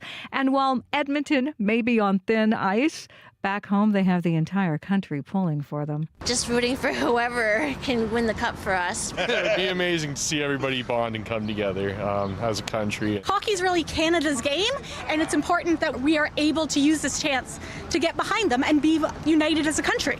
A lot riding on this game. If the Oilers win, they will force a Game 7, and that will be played in Edmonton Friday night. You can find more news updated throughout the day. Just head to cbc.ca/Manitoba. Sierra and I were just talking about how nice it is to watch this, but not have that stress because it's not our team. Sitting there biting your nails all night. So it's like if they're really losing, I can turn it off. Where the Jets, I'd have to sort of watch through my hands and be horrified, So yeah, and you can't even go to sleep at night because you're just thinking, who's winning? I know, but I do hope that the Oilers get it done for Canada. It'd be nice. That would be. Gotta win tonight. All right, thanks. You're welcome. Heather Wells and Megan Ketchison and Joni Nicolo. Thanks to our news department, our live team, Abby Adiemi, Brad Lillies, as well as Sierra Sanders, our community reporter, Shanley Vidal, associate producer who worked on today's show, Chidi Akuma, producers in unit for yesterday's programming, Donna Carrero and Nellie Gonzalez. Thank you to everyone. And speaking of Sierra, she's here with a last look at what's going on the road. So obviously to keep an eye on westbound Highway 1 there, in Portage Avenue in Headingley there was a collision there early this morning, but it sounded like things were moving smoothly through there. Again, Yvonne, and then as well, Yvonne gave me a call a few minutes ago. She mentioned Ravenhurst at Highway 15, just out there by Transcona, a long train that didn't look to be moving. So maybe expect some delays there if things are getting backed up. Thank you for the morning. All right, thank you for the morning. Abby. Sunny and cloud down south, cool and a bit smoky up north. We're warming up to 25 in the southern regions, and the north would see about 22 today. All right, well, have a safe drive back to wherever you're going if you are an evacuee returning home. And coming up next, it's The Current on CBC. Thanks for listening, everyone.